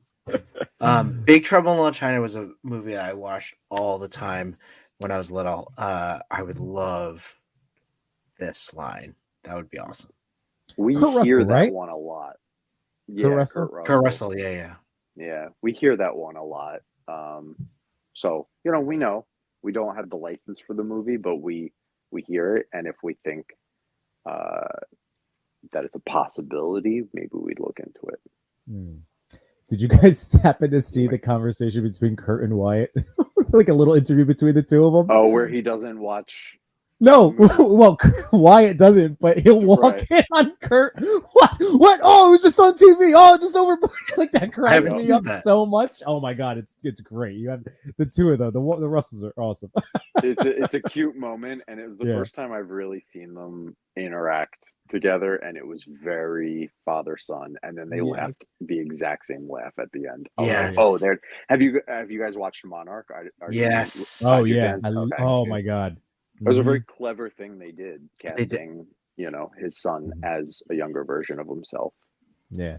Uh, Chris and I had talked about one of the like cinematography moments with the projector and like overlaying in practical, like the Yeah. two. That was so awesome. Oh god, Yeah. that show was great. That was cool. I enjoyed the series more than I've enjoyed the The movies. American movies. Yeah. Yeah. Mm. Although Godzilla versus Kong was just pure kind of fun. That was just kind of fun. Okay. I haven't seen the. I really want to see Godzilla -1. You haven't seen -1. No, I haven't seen it okay. either. So I hear it's incredible. it's really good. And this week only, I think for like 2 more days, is minus color. So it's in theaters right it's now. black in and white. black and Yeah. Yeah. Oh. Yeah, that's right. They were going to do that in black and white. Well, that's good marketing. It's probably my favorite Godzilla movie since Gosh darn. Matthew maybe Broderick. Destroy All Monsters. Yeah, right. Great sound. That was a great Oh. soundtrack. That was a great soundtrack. Yeah. What that movie could have been. Did you? I actually enjoyed Godzilla 2000. I thought that was a good way for Toho in Japan to kind of be like, Oh yeah. oh, you thought that was Godzilla? Here Yeah. you go. Yeah. Captain McKay says, okay, hear me out. The Scream franchise has always been meta, so the next movie can pull out a Halloween 2019 where only Scream 1 is canon. Would you open the doors for beloved characters and be meta all at once? That just kind of true. blew my mind. Scream can get away with so much because it like almost breaks its own wall, Mhm. It gets so, especially with the whole creating stab.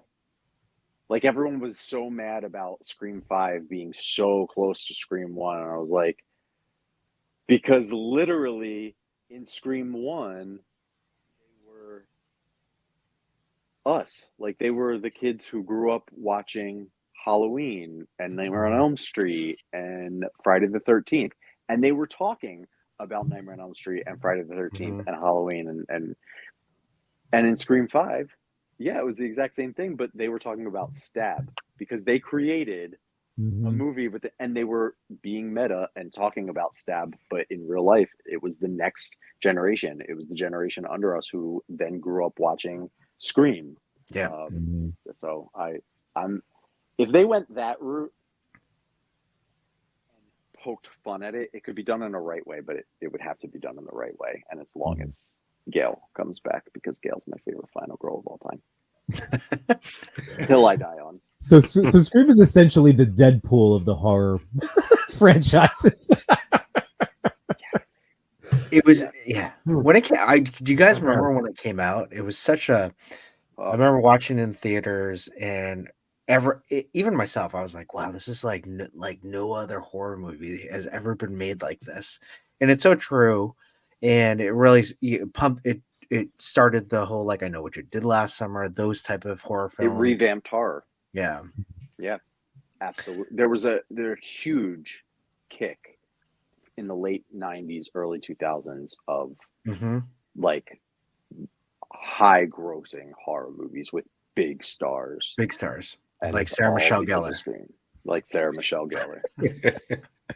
I remember just going to the theaters in high school, like watching all of those. Zach from Sequential Plastic. How about a MacGyver fig? I love that. That would be fun. That would be fun. The accessories alone that you could come up with. Right. Oh, That right. would be awesome. I don't know what you're Stick. talking about. I would just throw scotch tape and a paper clip into the box Yes, and Yeah. yes, let, paperclip. let you all make your own Yeah. accessories. Oh, and then for J-Shot. the exclusive, you could do MacGruber, and then you have the world where they're in scale with each other. That's fun. Oh my god. J-Shot and Machu Toy, what's up? Oh, From the Tutu Tweety Sentinels. They probably just wrapped up. Hello, hello.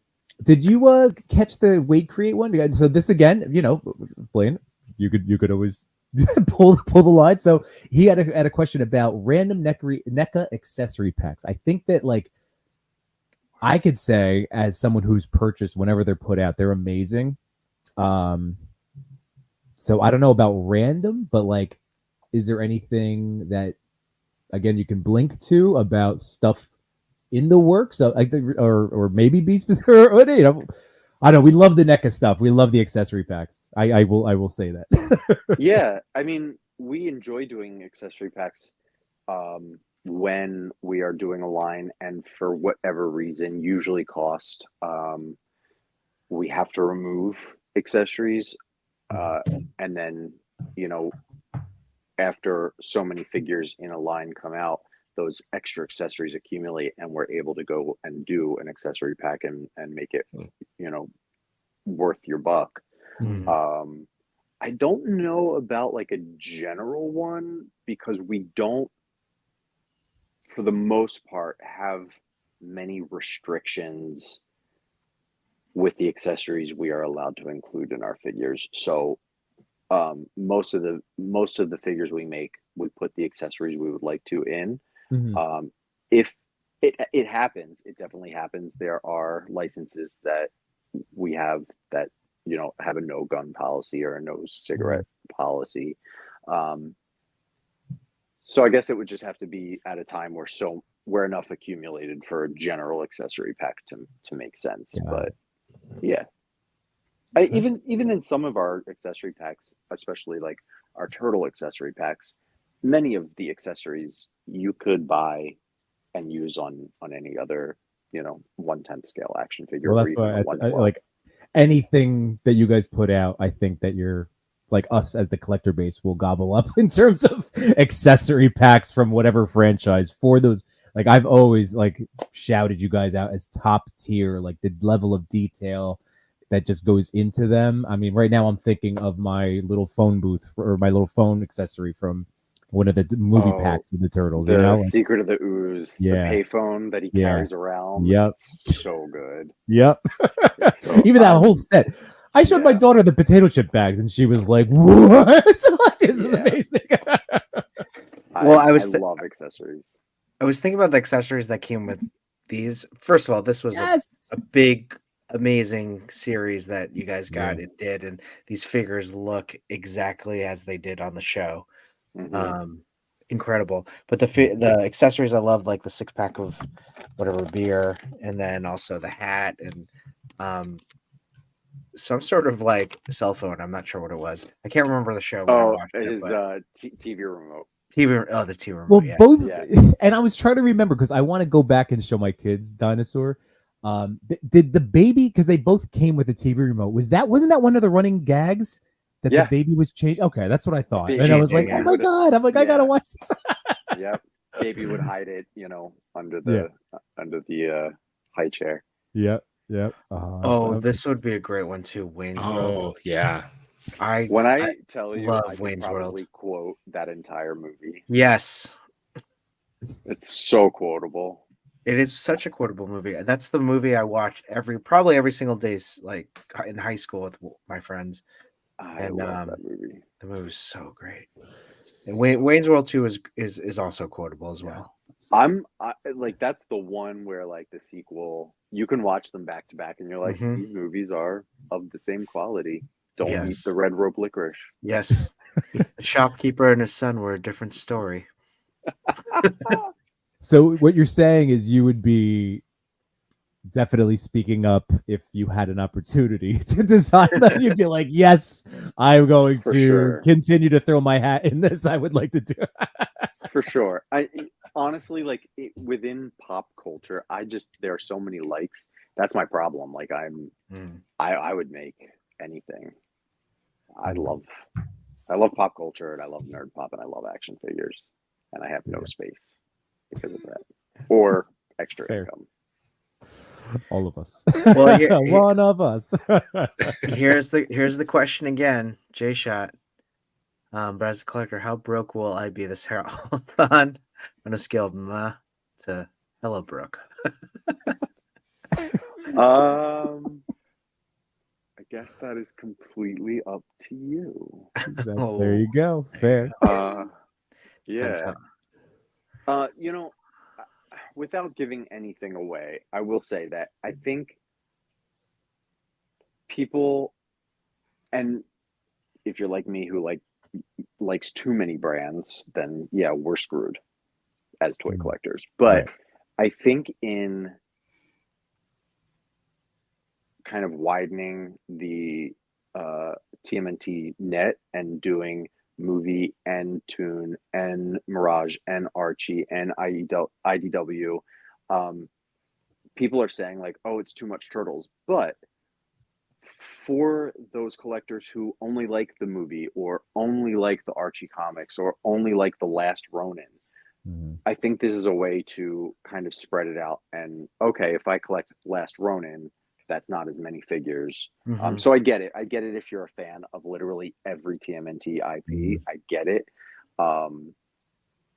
But without saying too much, I think that we are going to try to start mixing the stuff up. So, you know, if you're a fan of the cartoon, you don't have to feel compelled to get a comic book character that you don't know. I'm guilty of it sometimes. I know I'm a toy collector, but you don't feel like we're not making you. We want you to support us, and we love for you to support us, so that we can keep making things that you love. But you certainly don't, you know, have to buy every single character. Unless it's Ghostface or Elvira. But Jay Shaw will, so that's why he.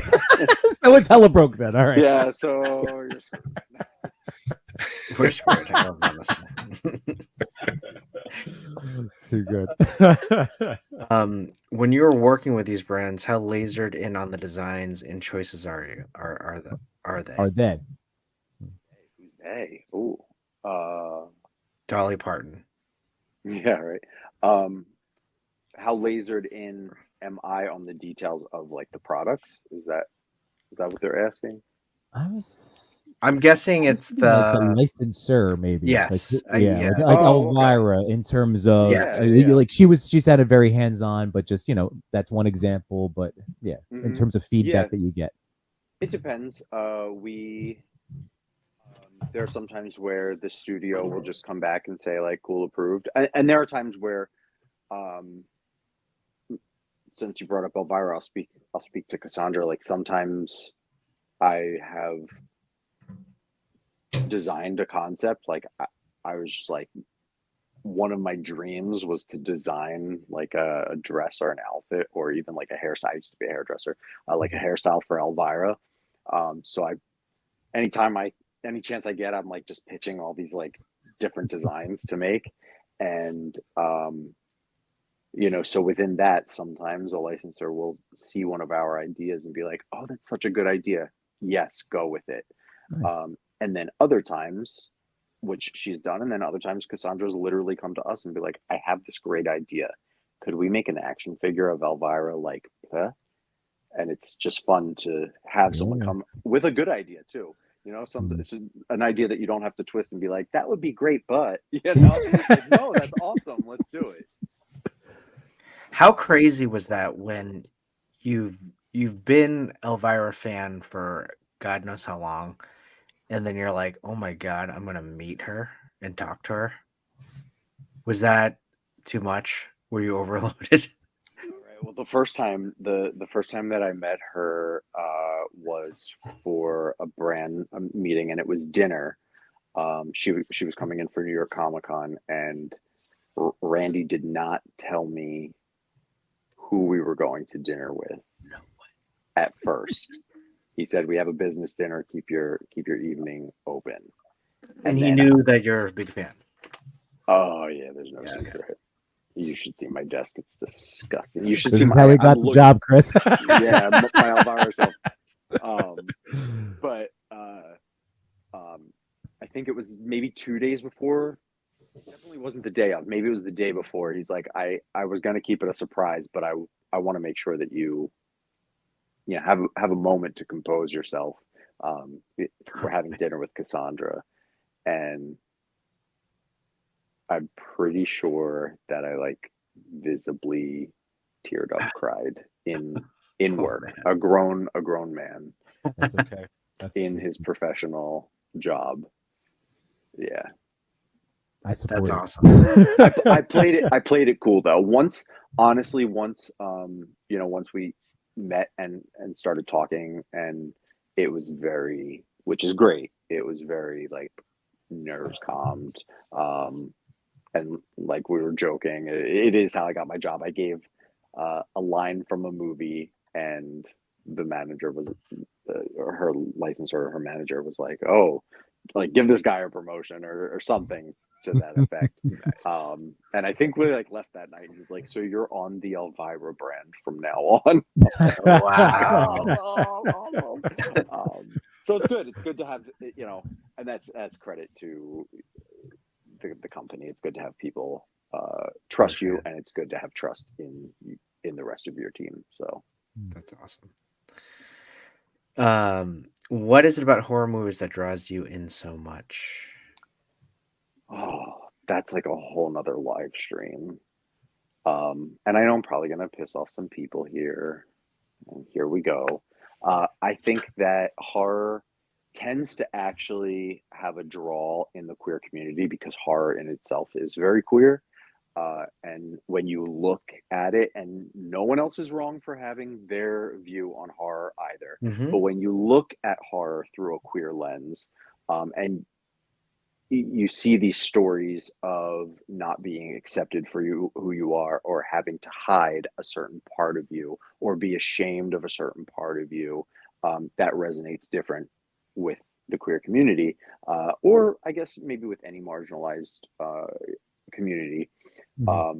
So, and then you have these classic stories. Mary Shelley invented science fiction horror with Frankenstein, and she was a lesbian, and it's literally a story of how terrible shit goes wrong when a man tries to create life. It's like there's the clear parallel. And then you've got Dracula, written by Bram Stoker, who was rumored, and you look at the subtext of any vampire. I mean, vampires in general are so just like queer, pansexual, like anything flies, all pun intended. And like the Wolfman, kind of only going out at night and being ashamed and transforming. You have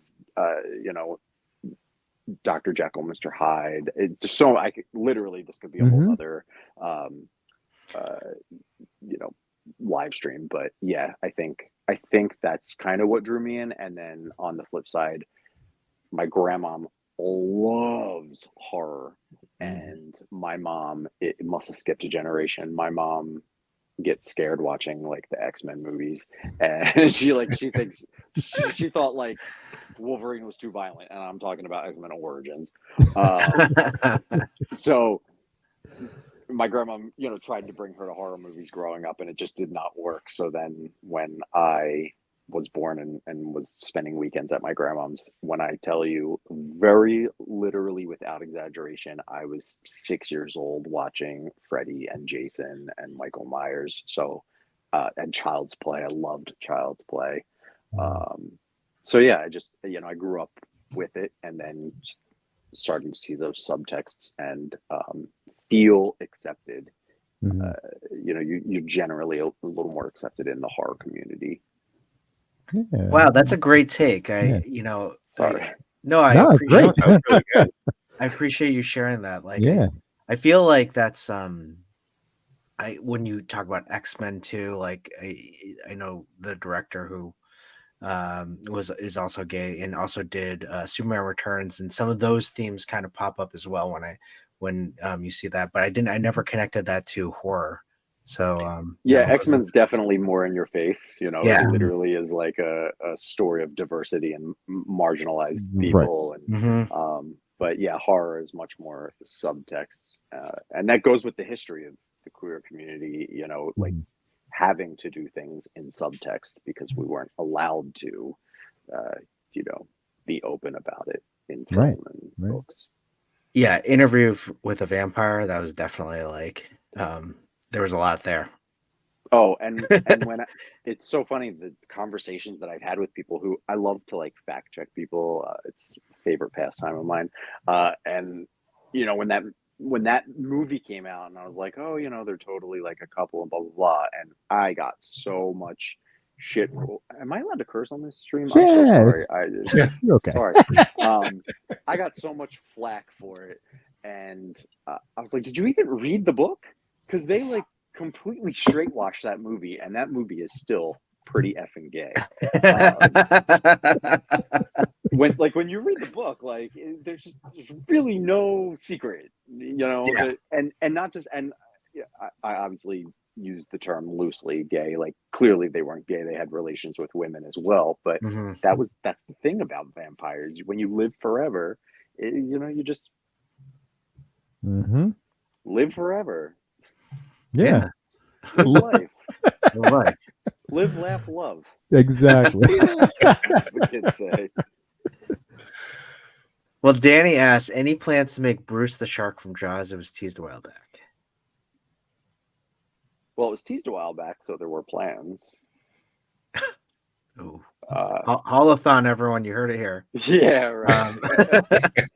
Um, That would be really fun to do, and obviously, with it being teased, it was being planned, and the situation needs to be right for price point because despite what people think, we really try to get things to the most affordable because we're collectors and we know what it's like to buy, you know, larger items. I Mhm. still think that you all do really like NECA does a great job at price point. It really does. Like for what you get, the detail, the sculpt. I love.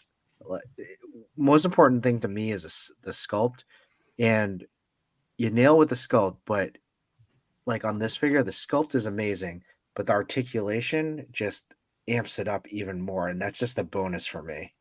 Mhm. And you know, Blaine, that I really enjoy my turtle van. And you know that was one of the questions that was proposed. I just got to throw that out. But if there are any other opportunities, we know that something was teased in terms of turtles and diorama stuff. But is there? It doesn't have to be turtles either. But just any other potential in the works, even discussion based about future, you know, like 110 scale vehicles from NECA, obviously. Yeah, we've done very few, Mhm. obviously, but we have done a few vehicles, and um, it's funny that actually goes back to like the whole like we try to keep things affordable. Mhm. Sometimes the reason we haven't put out more is because we really don't make anything off it. Like Okay. we've made things Wow. Mhm. where it's like, well, at least the fans have it. You know, like we wanted to Yeah. push it out and we haven't done, you know, we don't do like crowdfunding. Mhm. So there's no like and I'm not knocking crowdfunding. I think it's a wonderful idea. We just don't do it. So when Mhm. we put the turtle van up for open pre-order or we put the turtle layer, we have to price point it whether at the lowest possible production run because we Mhm. are taking a gamble. Are we going to like we have a certain number that we have to hit to afford the factory making it. Wow. So we try to figure out a price at the lowest possible production run so that we don't have to crowdfund it. So that when we tease something or say something's coming, it's not, Mhm. hey, this is coming as long as 10,000 people buy it. If only 4,000 people are going to buy it, great. But Mhm. the less people buy it, the less profit we make. So when it comes to larger things like vehicles and dioramas and play sets, you know, it's a gamble and we read the room. So when Sure. fans say that, which by the way, when you, as collectors are starting to get that sewer living room diorama and they're seeing the massive scale of it, I see some people commenting or putting videos up. They're like, "Oh, I was wrong. This is worth the price." It's like when you see like the massiveness of it, like we really took a gamble in making it the price that it was, to make sure at least people could get it. So if people stay positive and are able to afford it, we don't want to break your wallet, because we want you to keep collecting our toys. Like that's no secret, right? That's business, right? I mean, like, what idiot would come on and say like, "Oh no, like, we just sell more. We don't want to make money." Of course, we want to make money. Making money means that we get to make more toys. So we don't want you to not be able to afford the action figures to go into a diorama. So we try to keep it as spread out as possible. You'd mentioned there was a tease. We've talked about the other layers that we have planned, and everyone, where is it? When's it coming? It's like, okay, well, people are just now getting their sewer. We wanted to wait until at least the first one was shipped before, offering another one. So stuff like that. We're conscious, but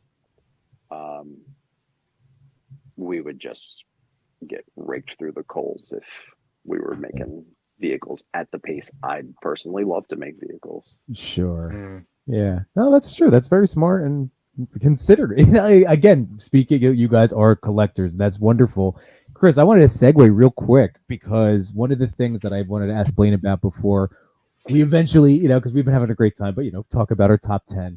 But you are not only a collector and a toy guy, but you're also a toy photographer, which, I want our community, because this is literally the Toy Pick community, to know that you are a fellow toy photographer.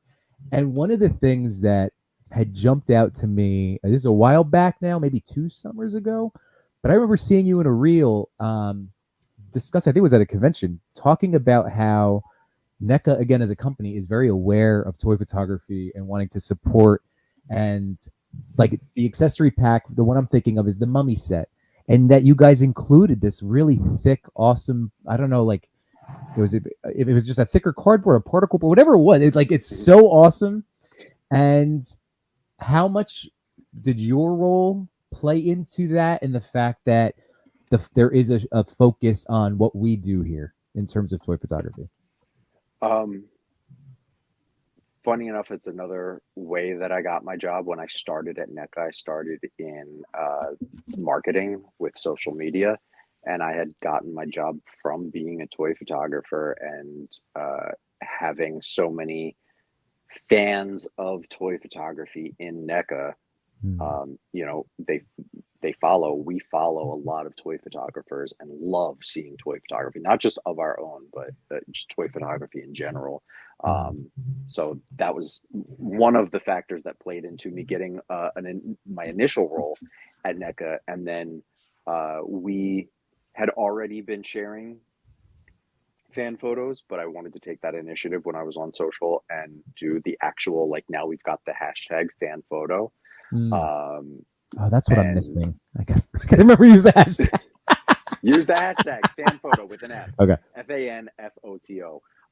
And that was just really important to me to as a toy photographer, for the company to recognize what you and I guess me, Chris, though, what we all do, and how that really does help. And it's a very small way. Oh, that's my monster mash. Yeah, I love it. So good. And that backdrop was actually the Mutagen tour, the TMNT Mutagen tour insert. Oh, beautiful. Yeah, wow, and all cool. the instruments are from the TMNT Mutagen tour set. Wow. So yeah, I love accessories. So it was this really small way that we're able to give back to the community that really does help us, right? Because when you see such amazing toy photography, you really are inspired to go out and buy it. I have bought action figures solely based on seeing someone's toy photography and be like, I think I need that. So, all guilty of that. Yes. This is cool. That's cool. Oh, my little mashups. Yeah. Oh my god. Yeah. No, the work that you do is fantastic. I just wanted to highlight that because, again, one of us in so many ways. Well, while we're on that, I know, we're all toy photographers here. Blaine, I'm just letting you know that I'm kind of a customizer myself. Oh yeah, When I nope. was He's something of a Excuse me. scientist himself. something of a customizer myself. So when I was little, I drew a comic book called Laser Man, and the concept was that it was basically Iron Man but with an L on his head. And when I was, in my 40s, basically a year ago, uh, I decided, you know what, I'm going to customize my own Laser Man. And I used all of my customization skills. We can relate. You're speaking my language here when you're talking about, designing your own drawings, and then also your own concepts.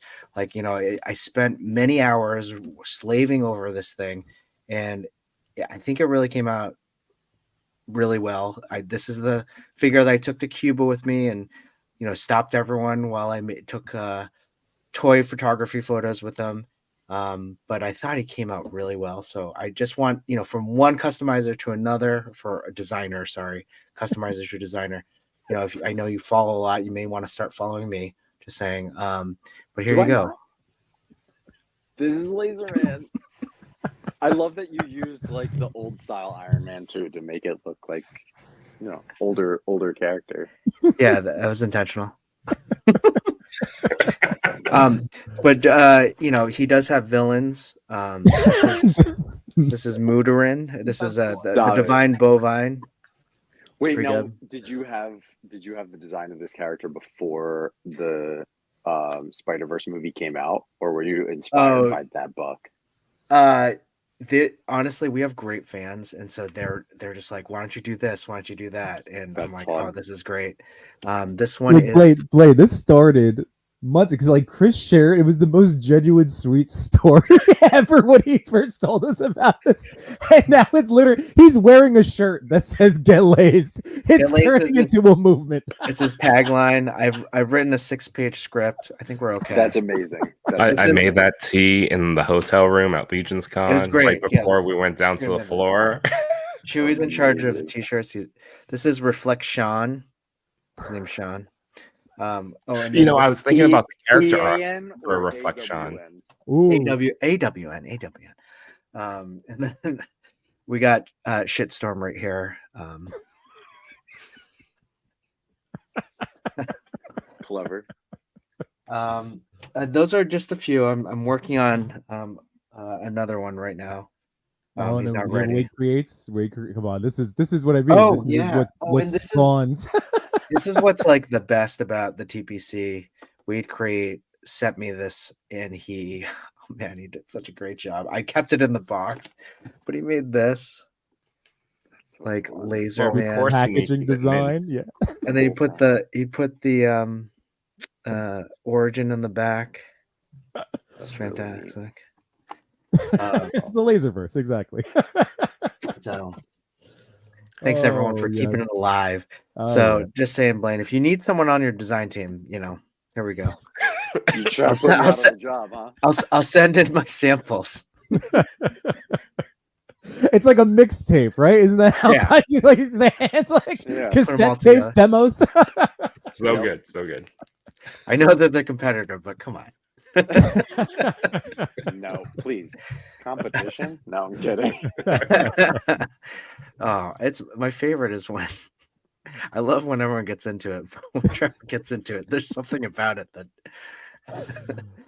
And Shroomy said, you just got lazed. you just got lazed. We try to do that to all of our guests. Oh man, Blade, this has been such a blast. I do feel like now we hit our Laser Man. This is a nice little transition time into the top 10. If you'd like to stick around and comments, not critique, we comment here. Yeah, I want to see some toy photos. Awesome. Take whatever I say with a grain of salt. Well, we always say that we would usually defer to the experts like 1/6 and Pablo for like the of many, but with the intricate stuff, we're just here to say this. You guys are awesome. We're just here to celebrate photography. Yeah. Perfect. Yeah, yeah. Honestly, everyone here celebrates each other. If you see someone that you don't follow, start following them and follow each other, and also follow us. Click subscribe, click like, do all those cool things. All the good stuff. But before we get into the toy photography, this is like the long-standing joke. You know, we always have these all these segments. What's making you happy right now, Blaine? What's making you happy right now? Oh gosh, laughing. No, that's not making me happy. I had like surgery yesterday. It's not making me happy. Oh, you did. Yeah, I had a root canal thing. Oh, Ooh. wow. What's making me happy? Honestly, talking toys and like talking about customization and stuff. Nice. Yeah, that's fun. So you heard it here. He had a lot. He loves. What's making him happy right now is Laser Man. Laser Man. That's right. Not Getting just laid the Laser makes me Man. happy. Laser Man. The Moorin. The Moorin. The Divine Bovine. Chewy, what's making you happy right now? Can't a lot of toys in this week. And so the toy that I've been playing with lately, last couple days, is the black and white Red Hoods with the custom guns that I'm kind of afraid to post on socials because it looks so good. So I've been today. I did a little behind the scenes of him, but I slapped on a banana sticker across the gun because I didn't know how TikTok would feel about it. Made me happy. That one looks good. Do you recommend the buy? Oh, I think this guy's sold out. Yeah, I mean, He's like, you should get it, sucker. I do. Go back in time 4 months ago. I did have a pre-order, then I canceled. I had the first one. Looks like the first one. Oh, if you already have them, there's no difference. It's just Got it. less color. Oh, okay. That's it. And you get cards. With a card, yeah. With the new hat. Yimbo? Well, aside from getting my grades posted, now having this awesome hangout, and I'm just gonna go back and like all of these things are making me happy. The story I referenced, filming with my daughter. If anybody hasn't checked it out, I have a Super 7 review that she commented on with me. It's like, Yeah, well, that's adorable. whatever. I go for the heart. It's the heart. It's so heartwarming, and I love it. And yeah, so getting to do anything where my kids are involved in their collecting or they get into either the video or photo setup side of things, it just always makes me happy. So, I mean, that video is really inspiring, Yimbo. You may actually see more videos of my son just ripping through boxes. Yeah, that's awesome. He does it already. I just need to hit records. Right. And Chris, I'm going to ask you too, but don't forget in the chat, let us know what's making you happy, and we will shout it out because we love it. Absolutely. What's making me happy? So last week I shared this photo. Blaine. Oh, sorry, I didn't even share. I didn't share the screen. So last week I shared this photo right here. We have my daughters have some American Girl dolls, and I think they're the scariest things like ever. So my wife loves to hide it around the house to scare me. This what made me really happy because my daughter started doing it, and every time I jump, it's just I hate my just the way I react around them. So the other day, and I shared this video with Yimbo and No Chewing one time. I'm going to just share this with you guys. I got on the. All right, it's very short, guys.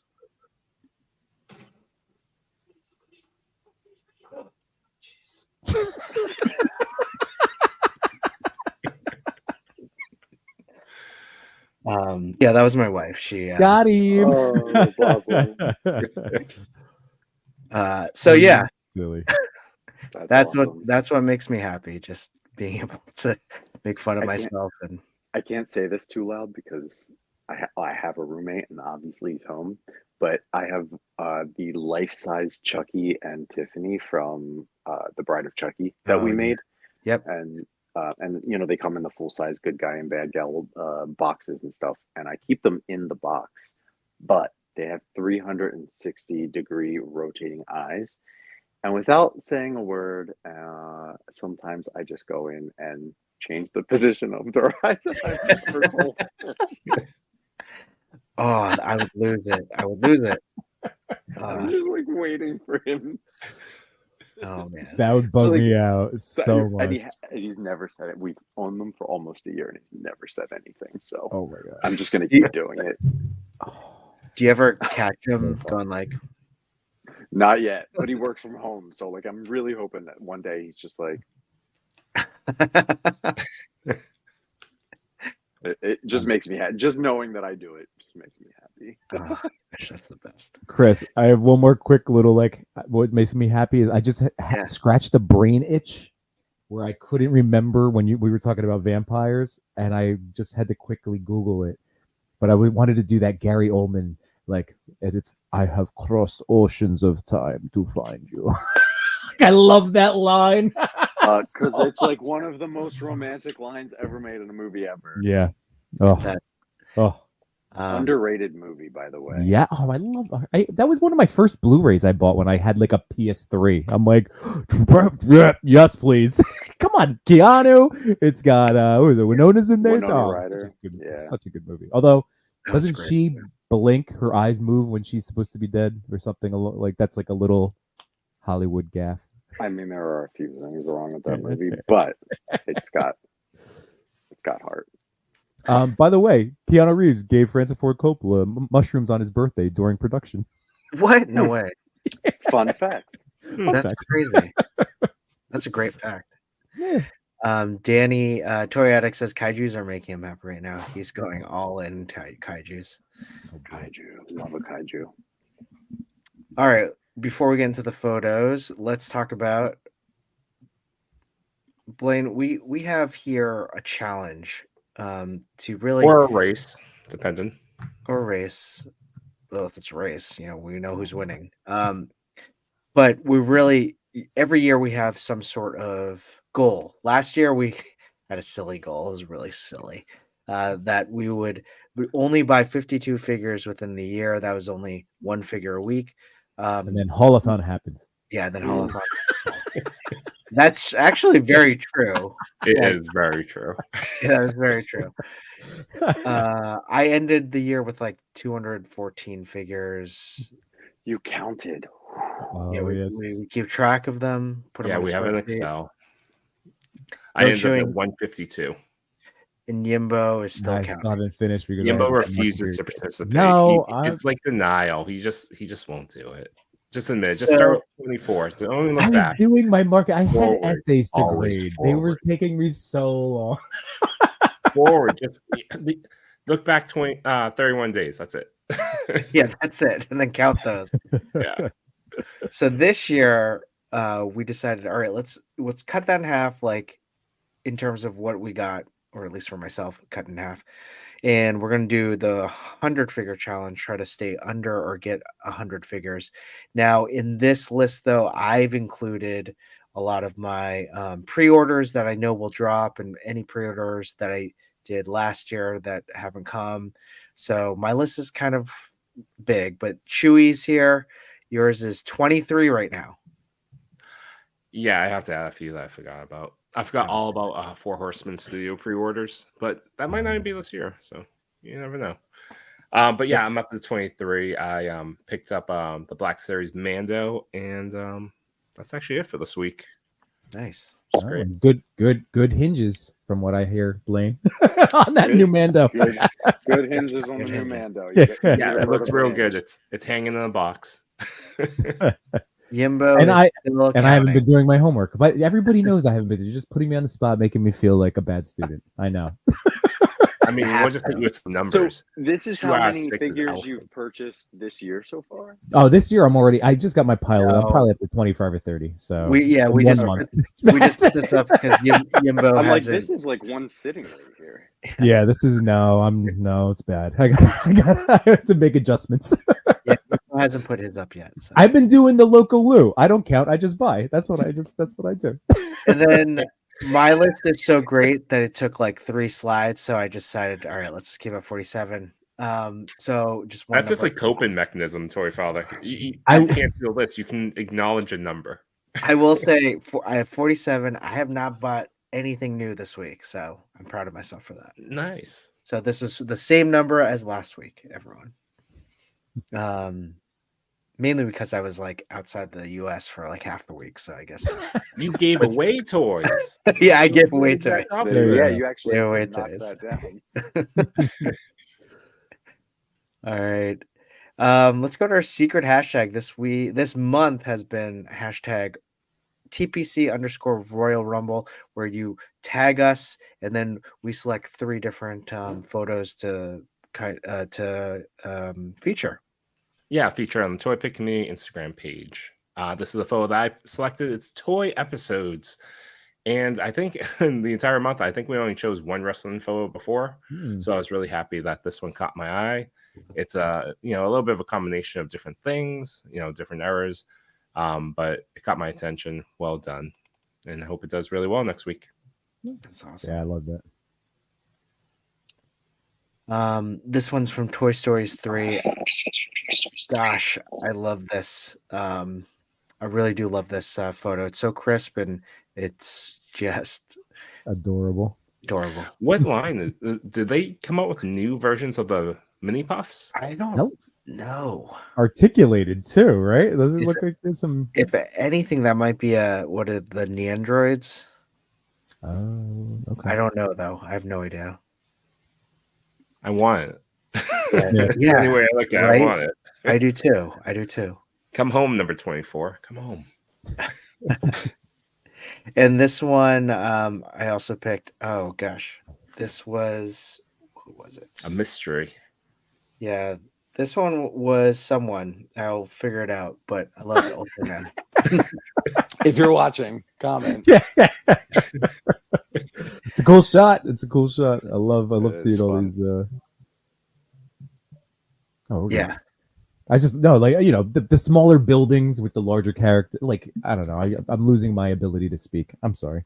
No, we're almost getting to that witching hour. It is the witching hour, Blaine. This is what happens to us as we have our wonderful conversations, and then yes. No chewing. Can I ask you to pull up this slide because there's something that's popping up in my background that I need to fix. That I need to get off. Yeah. Can you do that? Yep, I'm on it. You're good. All right. Yeah. I'll be right back, everyone. All right. So you got the slideshows, Chewy, because I can also do that for you if you want. It has not been updated. Oh. Um. By the way, So we need a Steve new Mar- hashtag for next month. What's that? Steve Morrow. Yeah, comment. That's true. You can buy organic groceries. You can do a lot of different things with all that toy money. Invest I don't know into your that life. 401k.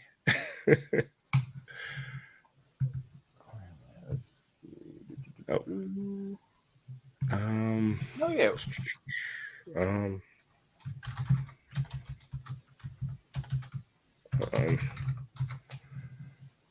Hold on. Do you have it or? Yeah. Wait. All right. Jump into number 10. Okay. Yeah, just jump to slide 14. Which would be number 10. Right? Yep. Am I right? Nope, just hashtag. Or I can do it. Oh, am I on the wrong slide? 14. Oh, my bad. Here it is. Okay. Is it up? Is it not up? No, I don't see it. Oh, my bad. Hang on a second. Oh my goodness. Oh my goodness. Chris Look at walks us. away. We were far more professional. There were different times. All right, go full screen. Thank you. Here we go. All right. We're going with TPC_Valentine's. This will be the hashtag used for all of the month of February. You can use it as a theme, or it's just letters. Just tag your photos. We're gonna take a look at it. Tag Toy Daddies on Instagram, so we can keep better track of it, and go have some fun. Sweet. Awesome. What is it? Wade Crease. Oh, let's see. Local Lou, the doll popped up, but he didn't want to scream. Or 78 points. Was that a confession to porn bots attacking Toy Five? Oh my god. And then wait, let's see. LO, new fig's gonna be packed with food accessories. Marvel Legends in a box of mac and cheese. Ridiculous. Too funny. Awesome. Let's Oh, jump man. to slide 10 or number 10. Okie dokie. There he is. Ooh, There's no feature, All right. right? Back, everyone. Oh, I thought I hid these. Boom! We're into photo mode. There we go. It'll There be we smooth sailing from here, Blaine. Boom. So this was one of the photos that I sent in as a nominator because so this is Devious Collector. Guess what, Blaine? These figures are in Egypt. It's pretty cool. That's what I was. yeah. That's what I was figuring. Yeah. Hell of a dio. Yeah. Right. Yeah. So man, I love the framing of this too with both the versions of movie. I love the just again with the pyramid in the back. I don't want to take all the compliments. So, but yes, this is awesome. Blaine, anything jumping out to you? Yeah. Do we know if the photographer was just visiting on vacation or is the photographer from Egypt? Traveling. So Traveling, right that's now, so if you cool. go check out their account, I want to say it was a Miles Morales in the Bahamas. Like a lot of figures, wow. a lot of destinations right now. Yeah. Oh wow. Well, I like how much sense this one makes then. Like not just that they took an action figure around the world, but that specifically it's based on an Egyptian storyline. Very cool. All right, now I'm back. Hey, Chris. So look, can I just interject with a Toy Daddy story? Sure. Yeah. Sorry to interrupt, Yimbo. The reason I had to leave was because porn bots. Yes, that and always porn bots.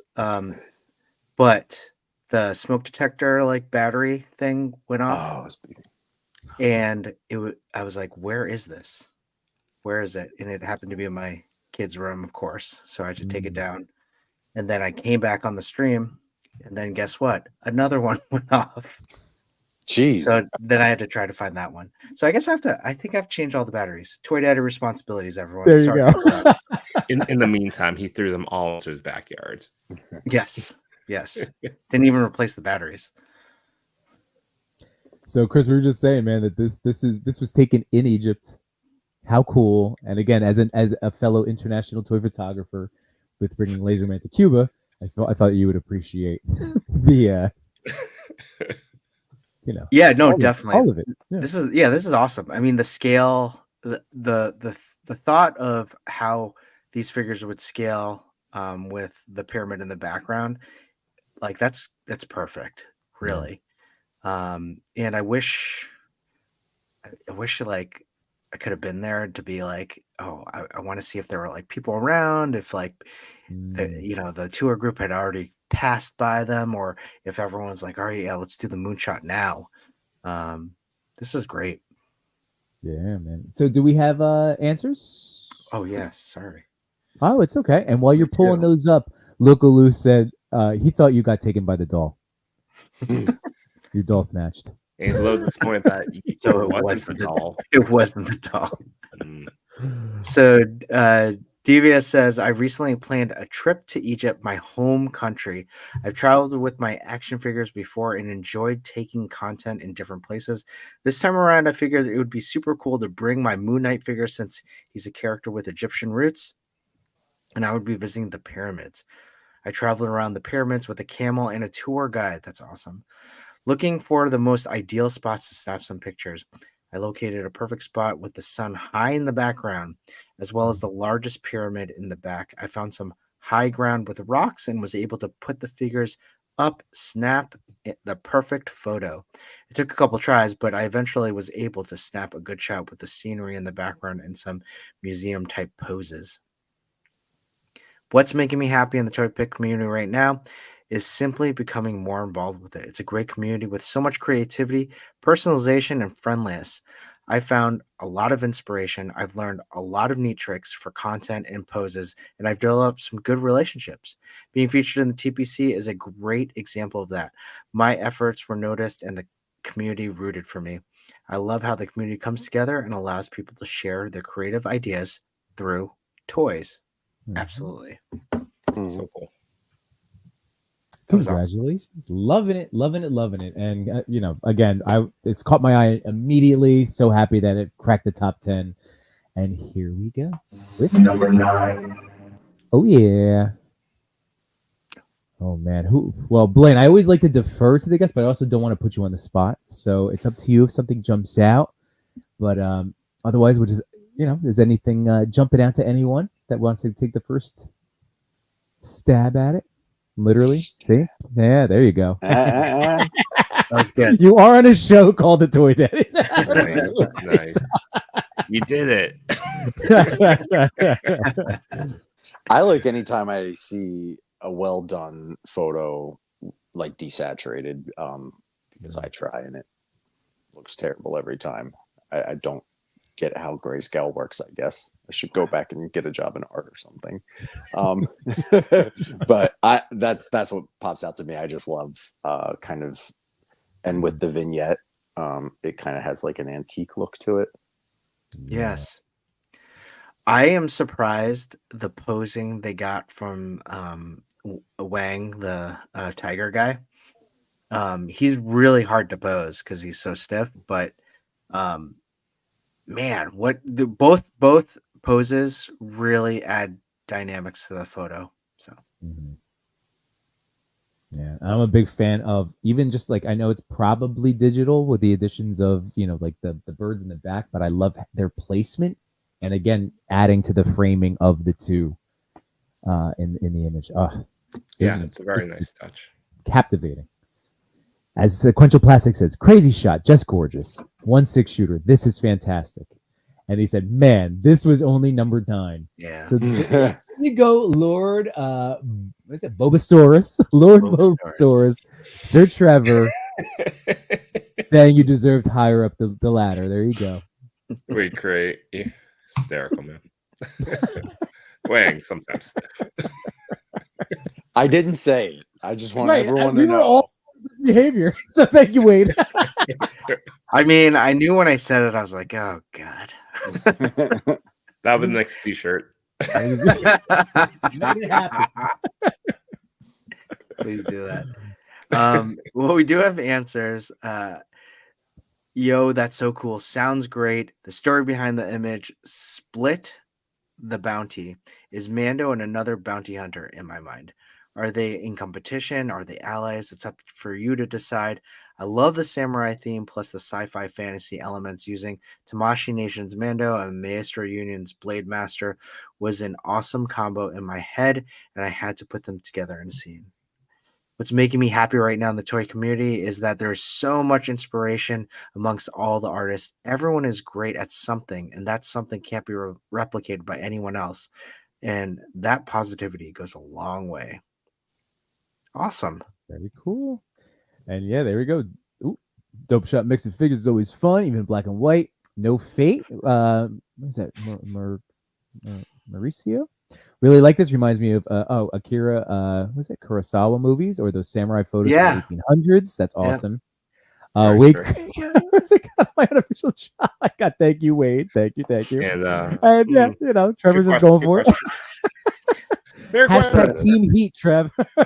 Hashtag Positive Wang, I guess. Yeah, it's only 2 minutes away from 11, so it's about to go off the rails, I guess. Blaine, there was another nice stretch of time where Dick Grayson jokes were made, a lot of Woody jokes from Toy Story. Okay, we don't shy away from stiff wings. It's not the first time I've heard that.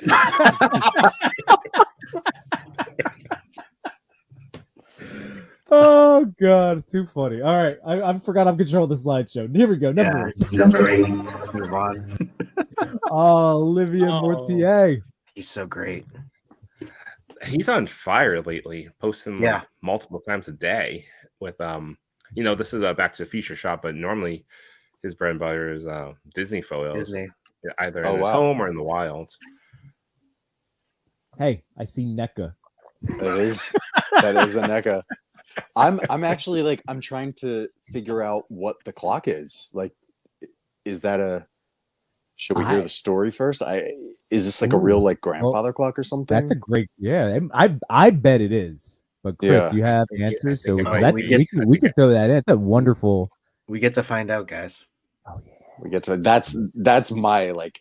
It's very clear, and if it is digital, I'm shocked. But it's very clear that it's not digital, and Yeah. I'm just like that. You found such a perfectly sized clock. And Isn't that it? it's like, and it's backlit, but you can see the figure perfectly. Yeah, good job.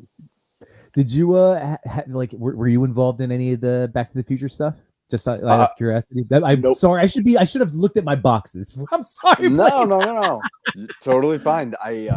Back to the Future was in post production when I gotcha. Okay. started. But Okay. it's not. We don't actually call it post production, but it was before it came out. But it was already fair. I got it. I got you. I just have to ask. Yeah. But man, this is just amazing. All right, I'm more curious about that because we know that this is like a stunning shot. This is so cool. Chris, lay it on us, man. Well, before we move on, Rabbit Hammer Yimbo loves to talk about his 12-inch Peter Parker. No, that's Machu. I have a 12-inch Wade. It's 12-inch Wade. Oh my god, I know. We were just like honing it in, and then sorry. Okay. What's the story behind your photos? Hello, toy daddies. I'd given my wife a large clock. I hung it on the living room wall. One Sunday morning while she was sleeping, I unhooked her clock and I quickly left to take the photo before she woke up. I wanted to recall that mythical scene from Back to the Future. I deliberately set the time to match the scene in the film. Oh man, that's brilliant. It took me a while, but unfortunately, my wife woke up. When she came into the living room, she saw that her clock was gone. She immediately screamed, and I laughed like a child. Oh. What's making you happy in the toy community right now? What makes me happy is that I see a lot of photographers progressing and their photos becoming better than before. That's so nice. Everybody's like, what is making me happy is about like other people in the community. Yes. That's really nice. Yes. I'm just saying we do this every week, and it's a feel good for us and for everybody. So, that's awesome. Whenever you want to come on or just hang out, whenever I need to feel happy, dude. It really is so genuinely like when we started this, like hitting this question and hearing the different variations of the same, like similar sentiments, like it literally at the end of every show, like my cheeks hurt from smiling so much. It's just so nice that, it just shows the best of humanity, like when we're pulling for each other, That's awesome. So, sorry. It's just... Oh, me again. Sorry, Chris. There we go. You know what? I'm going to take you off. Taking the duties away. And I'm just going to put it back on. Let's go. First strike's Figs. I'm the worst. All right. No, you're the best, Yimbo. You're the best Yimbo there is. I want you to be you, and then me to just move it along. Fair. Well, man. Oh no, this is our boy Josh. First strike Figs. An insane account. Did you see the photo he dropped today? I was like, oh god, I just nominated this one. I gotta nominate that one. Every single one he puts up is ridiculous. So did you know that one of his goals, he posted a picture of his goals for the year, and his number one goal is to come in first in the top 10. So he's gonna get there. He'll definitely get there sometime. Yeah, and now is that from NECA? Is that a Back to the Future hoverboard that I'm looking at? Leo on? Oh, I can't tell because I'm on a phone screen and I have really bad eyes. But it's pink, so it might be. It might be the not Mattel hoverboard. I think it is. Right. That's so cool. But not Mattel. I love an action shot. Nah, So it's- Blaine, you as a collector, I know you dabble outside of just like your company. Mhm. Did you screw around with any where I know it's more? Well, I don't know. Did you go into any kind of turtle stuff? Do you ever mess with any of the third party figures that are out there? No, I did buy a couple of the Playmates recreations, like from the old style. Mhm. And then one of my friends, Kyle, designs for Super 7. So I've got to handle some of the Super 7 Ultimates. Yeah.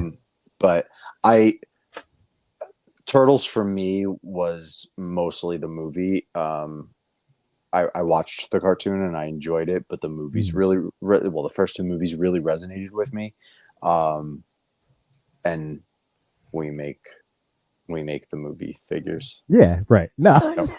And we make them really good. So, So you never had to mess around with the not Leo. Yeah, so I don't have to mess around with the other ones. Gotcha.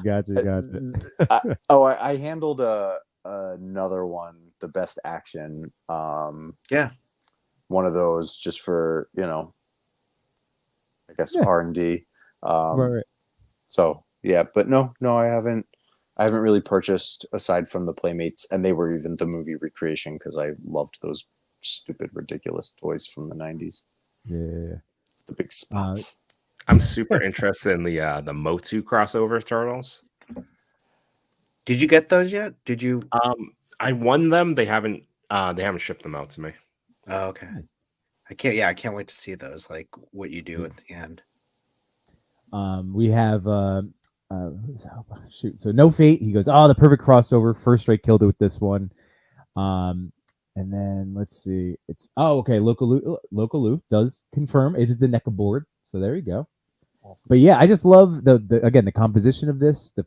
All of the details. I would love to know about that cabin in the back. Whether because again, Josh is very good with both practical and digital stuff. So I'm wondering if it is a blend or if if it's a digirama. We find out. All right, let's do it. Well, I just wanted to do a fun winter scene, and I hadn't busted out Spring, which is the turtle, Spring, for a shot in a while. Figured he'd be cool on a snowboard, but I didn't have a snowboard, so I had to settle with a hoverboard. I kept it simple using a blue background and a tree from our boy Sequential Plastic, Zach. And some rock dio pieces, as well as some photoshopped snow and a house. Nice. A soul blend. And boom, Bob's your uncle. What do you like toy pick community right now? The variety. There's a little something for everyone. Josh, wow. Man, your stuff just kills it every single time. Today's photo was awesome. Was that Dark Knight and Spider-Man one? Oh, so good. That's right. That's okay. I saw that at lunch. I was like, oh. I know. Marky figured wood said such a good shot. Josh is constantly on fire. It's absolutely. What do you say? Oh, looks like a Lego. Looks like I can see what you're saying, but I think I was interpreting it more. Let me blow this up as more of just like I don't know, old timey kind of wood. Or I know what you're saying, but gosh, you did a great job with this. Wow, sequential tree. All right, let's move on to Josh. number. Paul Brown. This is neat. Are you a big Spider-Man fan, Blaine? I do like Spider-Man. It's one of my. I actually was big into the animated series. That was kind of like my big introduction into Spider-Man specifically. Yeah, not you're talking mid '90s, like Oh yeah. Okay. That's a great one. Yep. I know that's the one I go to too, but there were other just gotta check. I enjoyed the older Unlimited. Clearly, that's the one everyone refers back to. Amazing Friends. Yeah, I loved Spider-Man and His Amazing Friends. I got good. the 3-pack set. I love it. That's a great set, right? Going to this shot, guys. Are those the arms from probably the third party one, Doc? Yeah, they definitely are. And what a great usage of that, because that's definitely a really crazy, awesome dio that Paul Brown has. I'm loving that like just being able to go through the window there. That's so awesome. Yeah. Wow. Yeah, I love the little specks in the air too. Mm-hmm. Got a lot of detail. Mm-hmm. Wow. Well, he did have some answers. Yeah. He wanted to try. I wanted to try and create a drama with only the arms from Doc Ock. I will hopefully be posting several more photos with this theme in the near future. The dio pieces are something I made a while ago and definitely do not use enough. What's making me happy right now? I simply enjoy the relationships that are built day to day and the willingness to help each other no matter what the experience level. I'm looking at this picture a little like just I'm especially now that I heard that he made that, like there's the wood like window frames that are built in like around those windows. That's so clutch. Yeah. And I love even again just the posing and the arm, like it's just wrapped around Miles perfectly. Mm-hmm. Oh, so good. That's great. As Zach says, Paul kills it time and time again. Yeah, that's so good. All right, well, congratulations, Paul Brown 12. Number 5. Here we go. Oh, it's our boy Zach. Hey Zach, sequential plastic. Oh, Blaine, what comes to mind when you see this? I mean, it was instant when I looked at this on like the actual post on Instagram. It was like instant nostalgia, and my very first reaction was, "Where is there a Gumby action figure?" Yes. So a Rambo Gumby action figure. I want a Gumby action figure now. Like I freaking love Gumby. Mm-hmm. You heard it here And is first, there a folks. Pokey? There'll be NECA Ultimate Gumby coming in the future. Allegedly. Yep. Yep. Oh man, but no, Blade, you're totally right, dude. I had growing up the what was the pony's name? Pokey. Blanket. Pokey. Pokey. Okay, but they're tiny little like bendy guys. Mm-hmm. But you know, like it's so hard to think of. It's like so many toys have been made, so it's been really hard the last few weeks when we get asked like, "Oh, what do you want to see?" It's like, "Oh, I like everything has at least had an action figure, right?" But no, this like a full blown accessory like packed Gumby figure would be sick. True. I also want to know, like, I mean, hopefully they say it in the story, or I'm just gonna have to Google what figure this is. But like, not only is there a Gumby figure, this face, like this expression, yes, is so specific and fits the photo so well that like Hal did. Yeah. Well, Zach is amazing, and I do have lots of great answers, and he is so ridiculously that it's not just the creativity, because it's also then the talent. Like he builds, he's able to do so much to bring these pictures to life. So here we go. What an honor to be in the top 10, dude. As again, you deserve it every time. It's always a thrill. The idea for this shot has been in my head for over a year, but I kind of got away from shooting Gumby, so it always stayed on the back burner. One day, out of the blue, Sully, aka Not a Bird, requested a Gumby shot, and this idea immediately came back to me. So this shot was 100% for Sully, and if no one else had liked it except him, I would have been happy. But as it turns out, it's my most liked photo on my page. Wow. And Toy Father nominated it, and it placed 5th in the top 10. I was definitely not expecting that. Gumbo is a star. Gumbo, love it. And then what's making Zach happy? He says, and Toy Father and Chewy and the Toy Pick community and Behind the Plastic and everyone in this amazing community. I know it gets said often, but it's true. This community is unlike any other. Sure, IG has its issues, but it also allows us to come together and play. If you're worried about reach and all that, turn it around. Be the person that gets reached, meaning support other amazing artists out there, leave comments, interact, make friends, build relationships. Making friends through this hobby is 100% more gratifying than a high like or follower count. We do this for the love of it, not the glory. Thanks again to everyone for all the love, and be on the lookout first for Gumbo's next appearance in First Clay Part 2. Oh Amazing. my god.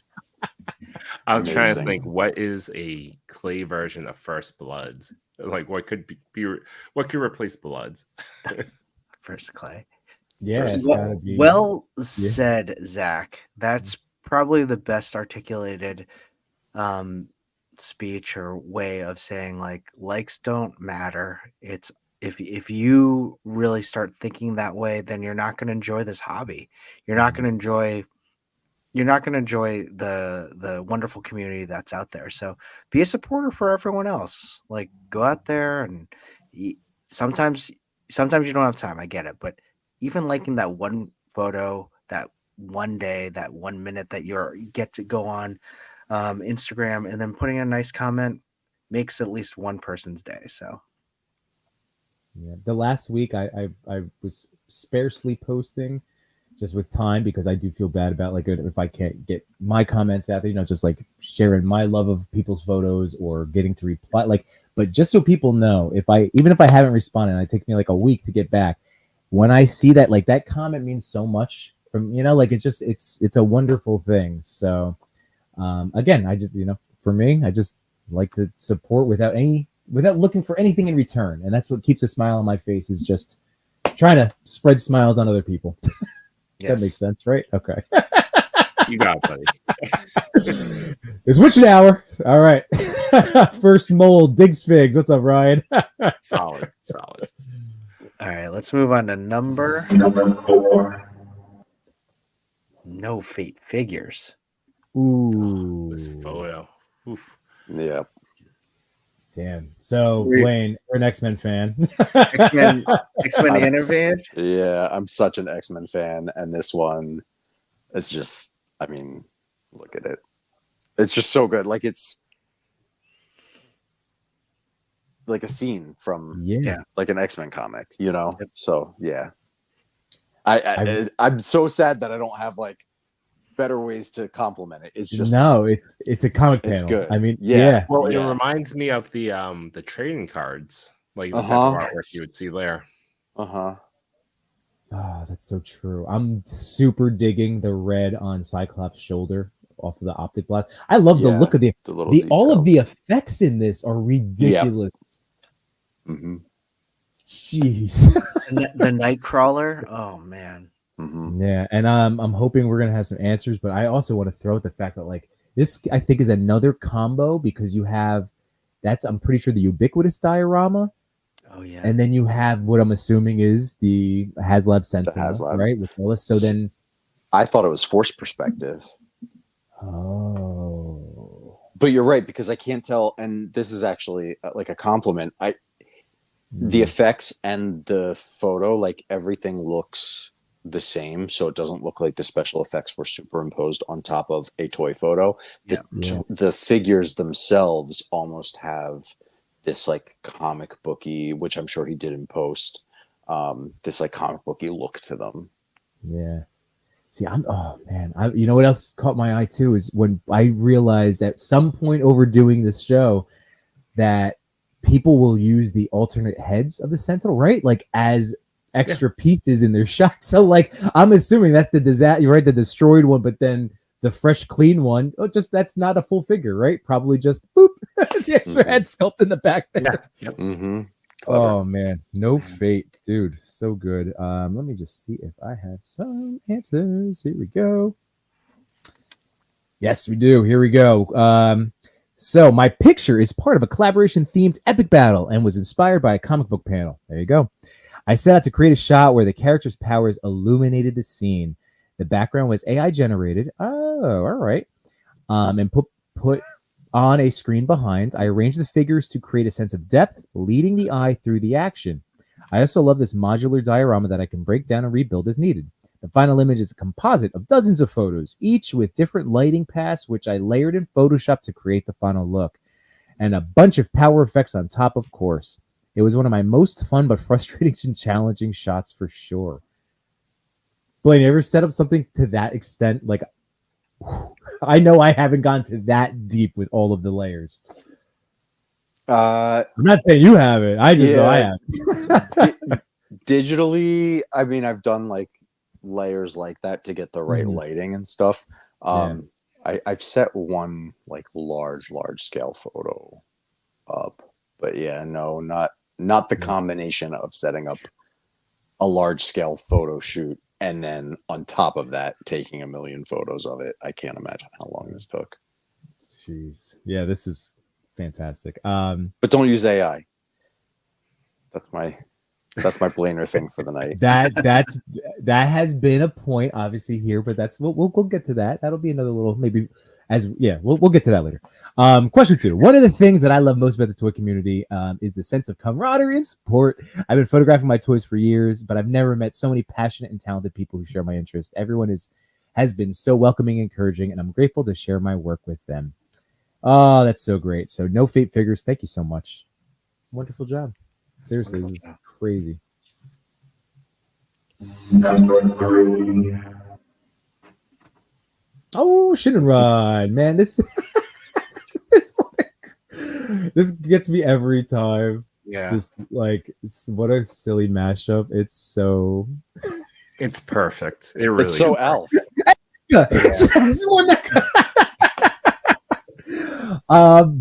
By the way, did you have anything to do with Alf or the Comic Con? Because I got that Comic Con exclusive, and it is. I love this figure. It's a great figure. The figure's amazing, and Tom Gwynn, who digitally sculpted it, is a big Alf fan, and has a lot of great ideas. So the cat sandwich accessory, best. Yep. I did not work on this or the Comic-Con exclusive, but our future Alfs. I did the Alf Toonies. Oh, nice. And then we have some other stuff coming that I was very happy to work on just because it's fun. Look at the picture. Right. It's fun. Alf is just fun. Well, I was blown away on the Comic-Con exclusive when I realized that it wasn't just an articulated jaw, but it was given like that little bit of side wiggle too to get even that more of his personality out there. Yep. Chewy, what jumps out to you here? What are you enjoying about this? Oh, I just love the mashup. But just the comment of it made me smile. All of last year, I chose mainly photos that made me laugh or bright joy and that completely. But it was a great combination. They did a great job mixing it together. Yeah, man. So I'm have some answers here. So here we go. Okay.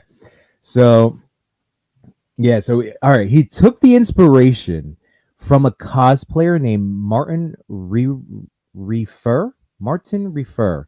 So there's an Instagram account that I might bring up in a second.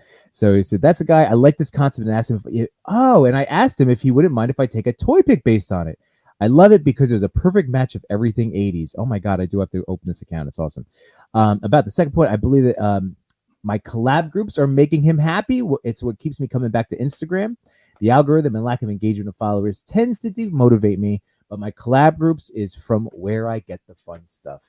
That's what we're talking about. Like, that's where we derive our fun. But yeah, let me see if I can get this account up, because this is a real life. We're about to see a real life person wearing this getup. That's what I'm trying to get at here. Oh my! I got you, bro. Oh, you already have it up? Okay. Yep. Oh my God. Yep. There you go. So I'm presuming that somewhere on that page is also right. Like oh, yep. There it is. Oh my God. Scroll down a little more. There's the He-Man. Oh, the Evil Lynn movie figure. How far down do I have to go? Oh, okay. No, that's it. There we go.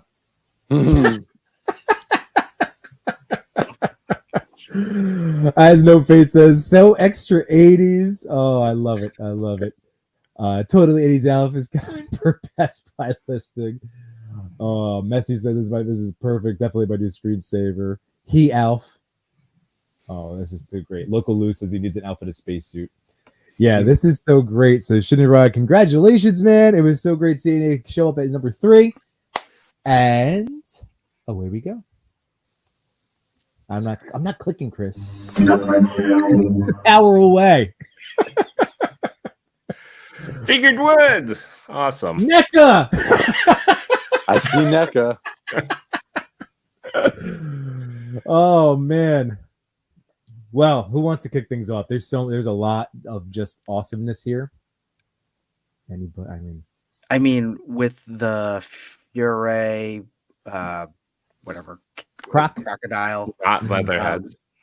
Well, always wanted to see this mashup with this figure with other turtles. So this was great, and there's so much going on here. So I'll just leave it at that one. I love the light. Anytime I see artists and toy photographers do that kind of like that hazy, heavenly light, it just baffles me. I try all the time. I've tried like aerosol. I've tried filters. I can't do it. I don't know what I'm doing wrong. So when I see it, I'm very envious, and composite wise, it's really well done. Mm-hmm. Yeah, I'm like looking at the side detail, like jammed into the shoulder. I'm digging all of the posing. I really like. Is that oh, Mikey's getting slammed, right? He's getting the rock bottom. Stomped out. Yeah. But I mean, look, like I'm gonna just shout out the chat here, because literally, look, we have people going nuts for this photo. It is amazing. Figure Wood, seriously, tremendous job. I'm very curious now to see some of the detail. It's always interesting, Blaine, when we find out, and as you're experiencing now, because it's a little silly, but like we like to speculate, and then we then we read the comments and learn. Like this is all new to me at this moment. Sure. So here we go. Wait, hold on. The thing that I just keep looking at is Yeah. the diorama, and just thinking that Figured Wood just has this type of set at his disposal. It's so cool. Yeah. And there he goes. Mark is in the chat. He said he puts a big 40-watt light in the back for the light. All right. Yeah, I haven't mastered that either, Blaine. It's tough. It's tough. When they do it right, it's so pretty. Mm-hmm. I think the trick is bigger lights. I think we need to get the bigger sizes than the simple Ulanzi or the Loom cubes. Yeah, maybe that's what it is.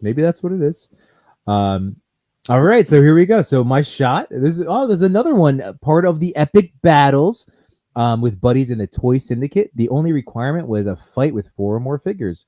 Sounded like a great opportunity for TMNT to show up. Everything is shot is really there. The dio was about 3 feet deep of real tree branches glued to some plywood, some blue cellophane for water, lots of moss and dirt, blue poster board for sky. I'll send you a pic, which I have. Big 40-watt light in the back and some fog and atmosphere gave the light effect. This took forever. One of my longest setups. Oh man, I'm gonna have to quickly show you this, guys, too, because 3 feet deep diorama. That's what I mean. You have to see the 3 feet deep. He's playing at a different game. Like, like I'm looking at my setup. It might go 18 inches. Yeah, that's pretty much mine. Yeah. Well, here is we get the rest of the answers. Boom. That's the setup. If you want to throw that up there. Bam.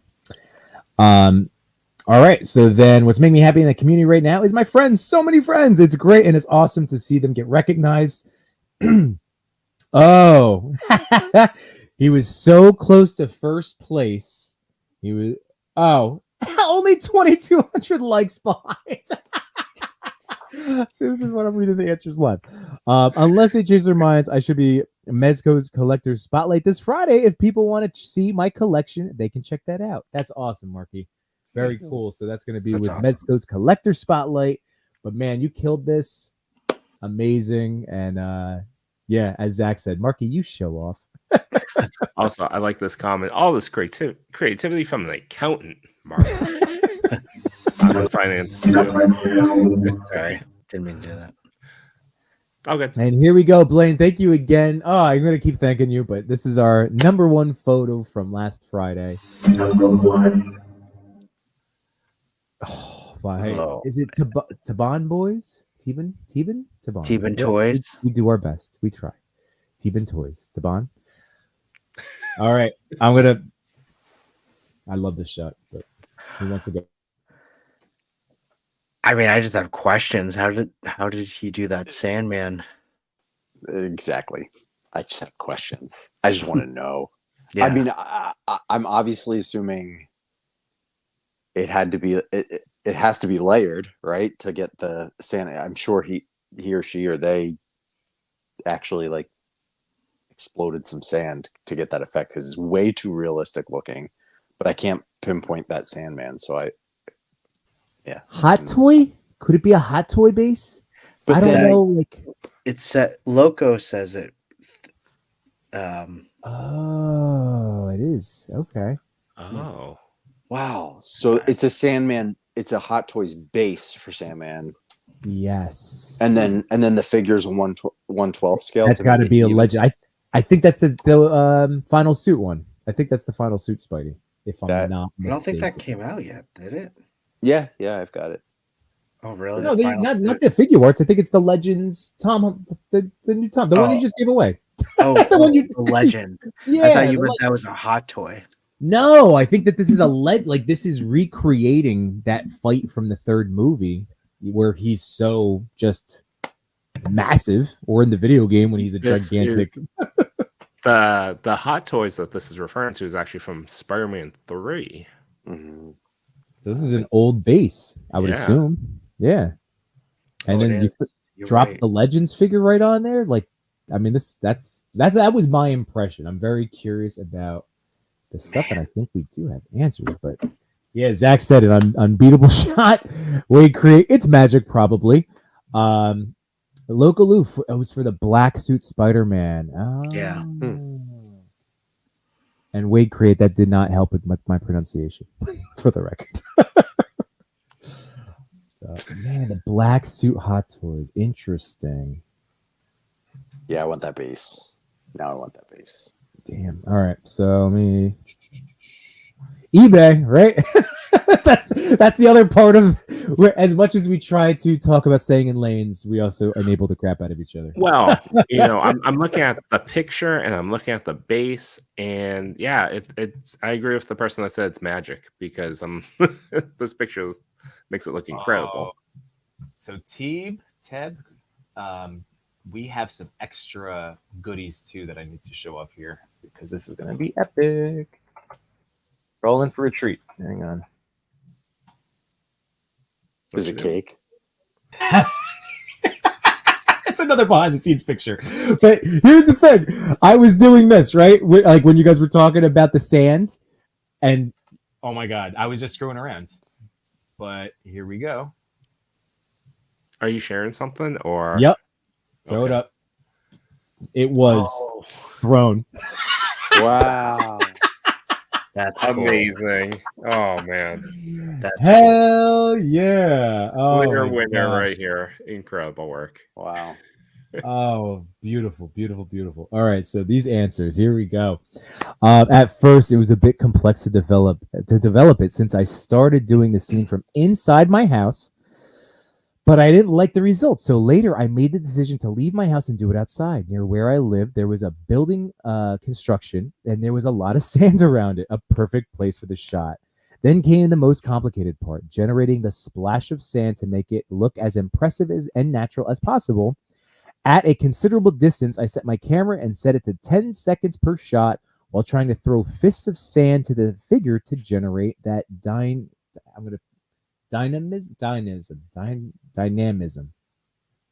Right? I'm getting there.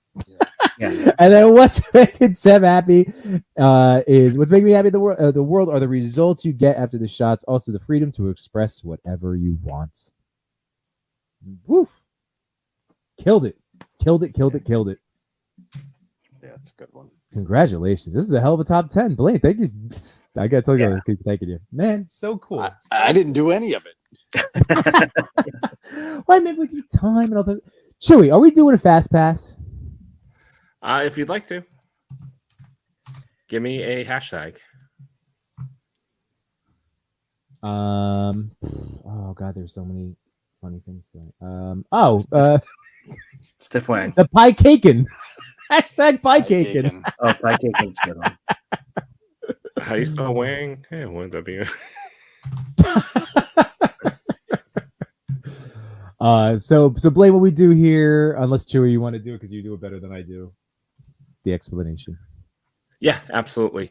People in the chat, if you'd like a opportunity to win a Fast Pass feature on the Toy Pick Community Instagram page, so then could be featured in the top 10 in a future week, please enter the hashtag into the chat. Hashtag stiff wang.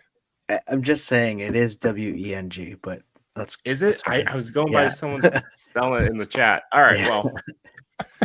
It's too late now. There's already an entry. This is the special Toy Daddy version. I'm not copying it anymore. Yeah, this makes it special. Yeah. This makes it a very special wang. This is the Legion's Con exclusive tee. Oh man. Oh, this has been. And also, if you're not really a photographer, but you're watching, but you know of a photographer, your friends, admirer, whatever, you can also pass it forward as well. Mm-hmm.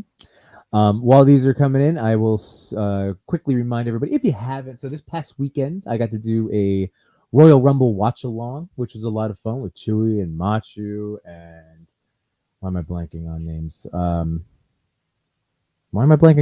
Help me, Chewy. You were there. From the Infinity Equation. Oh, God, yeah, Cal the Collector, friend of the show. Cal the Collector. This is literally. I'm sorry, Blaine. This is now beyond the witching hour. So this is like 4 hours past my bedtime. Yeah, I know. So we had a blast. Again, Dante, Cal, I'm so sorry. This is just, but we had such a fun time. So if you missed the Rumble and wanted to catch up, you can always watch us with our commentary or listen to us with our commentary while watching the Rumble. This tonight, Wednesday, before we went on, Between Two Sentinels had on Go Figure Go. So it's a Miguel. So I can't wait to go back and catch that tomorrow.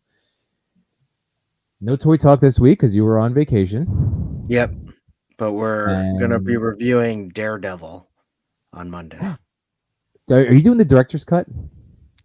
So we were trying to find it. I gotta see if it's out there. The director's cut is hard to find on streaming. Really? Mm-hmm. Oh, I own the DVD. I'm so happy. I know. Yeah, we're talking about. Wait, did you ever move your physical media, or did you hang on to it like all of the toy collecting that we do? I know, right? I've whittled it down. I just do. I just buy physical when it's like an anniversary piece, like Steelbook or something. That's more of like a collectible. Otherwise, I'm all digital now. Yeah, no, I know. I was to make more room for toys. Exactly. Well, that's all of us at this point.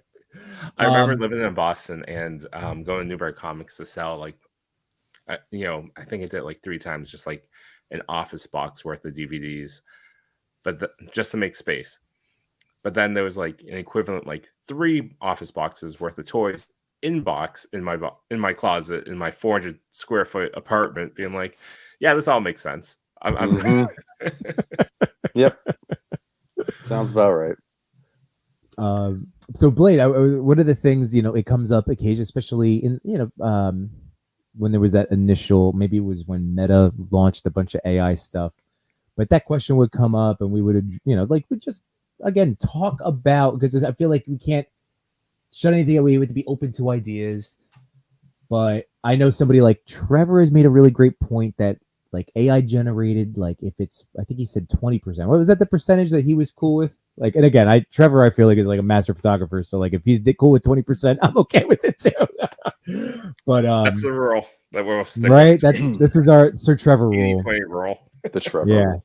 Right, Trev? Is that you could confirm? Was it 20% or was it less? No, it was 20. It could be less. But anyway, you had a stance. So you're an artist. You literally draw the things.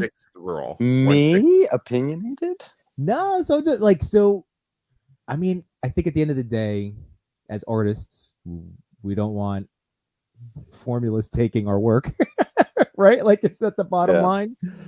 That's what it is. And as someone who, when I do toy photography, I do a lot of digital. I will just pull like stock images for background a lot. Like I don't sit there and draw my own backgrounds, but the difference between that and AI, at least in my opinion, is, if you want to feature other people's art or use other people's art in your art, that's one thing because you are,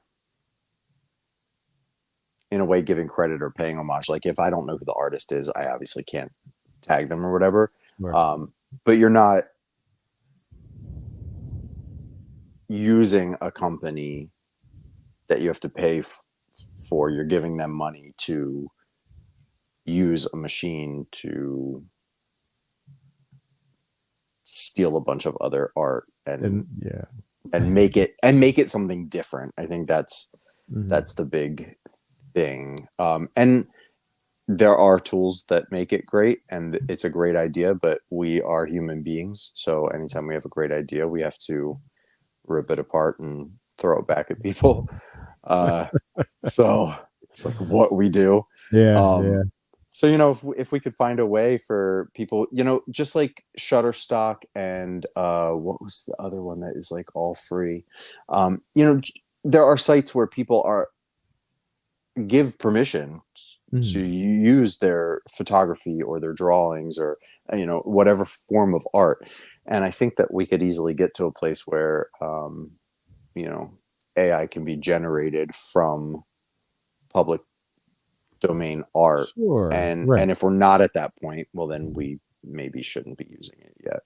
That's all. That's valid. That's a valid point. I mean, we literally have, I see his name in the chat again, but Pablo Lopez. Pablo is such a talented toy photographer. The man will paint his own backdrops. It's amazing. For his I can't. Like the loads of talent. It's just unbelievable. You know what I mean? So yes, it's appreciating just the human effort that goes into everything that we do. Yeah. Here we go. Trevor says, I use it for backgrounds, and yes, I try to only show about 20%. See, it's the 20% rule. If I don't use stock, but I don't like it as a replacement for humans. Paid for stock, that is. So Jurassic Jesse's in the chat. What's up, Jurassic Jesse? So did I miss all the Neko reveals from Blaine? We squeezed about as much as we could out of them. We put the screws to them. We were really You missed all of it. You missed the full Haulathon 2024 lineup. Oh yeah. One six shooter said Shutterstock actually offers an AI service for generating images. All right. And Messi said, birthday boy, hey, I need your help with the toy pick. Do you think if I tell you the characters, you could help me come up with an idea for a shot? This could be a fun final thing. Yes, of course. Give us the characters. We'll talk about it here. We'll draw the fast pass and take it home. So give us those characters, Messi. Which characters are you cooking up?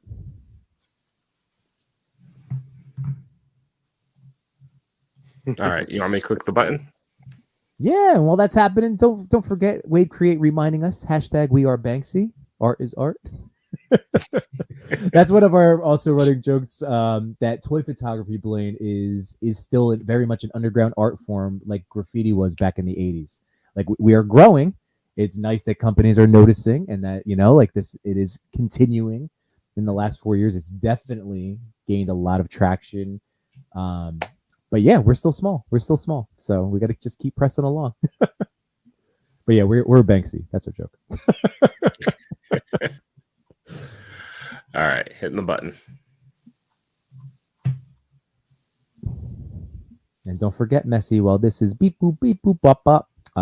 There we go. There's our characters. Oh. Perfect. Yay! All right. TMNT 1987. Hey, Zach behind the plastic, Jay. He doesn't miss when he gets to pass along some features. So I'm looking forward to whether it's his own or picking someone else to feature. Like, the man's got a great eye. So awesome. And then our quick question is, want to use the NECA movie Super Shredder and the Fiore Sword Master Wang. I don't know if I want them to fight or a team up.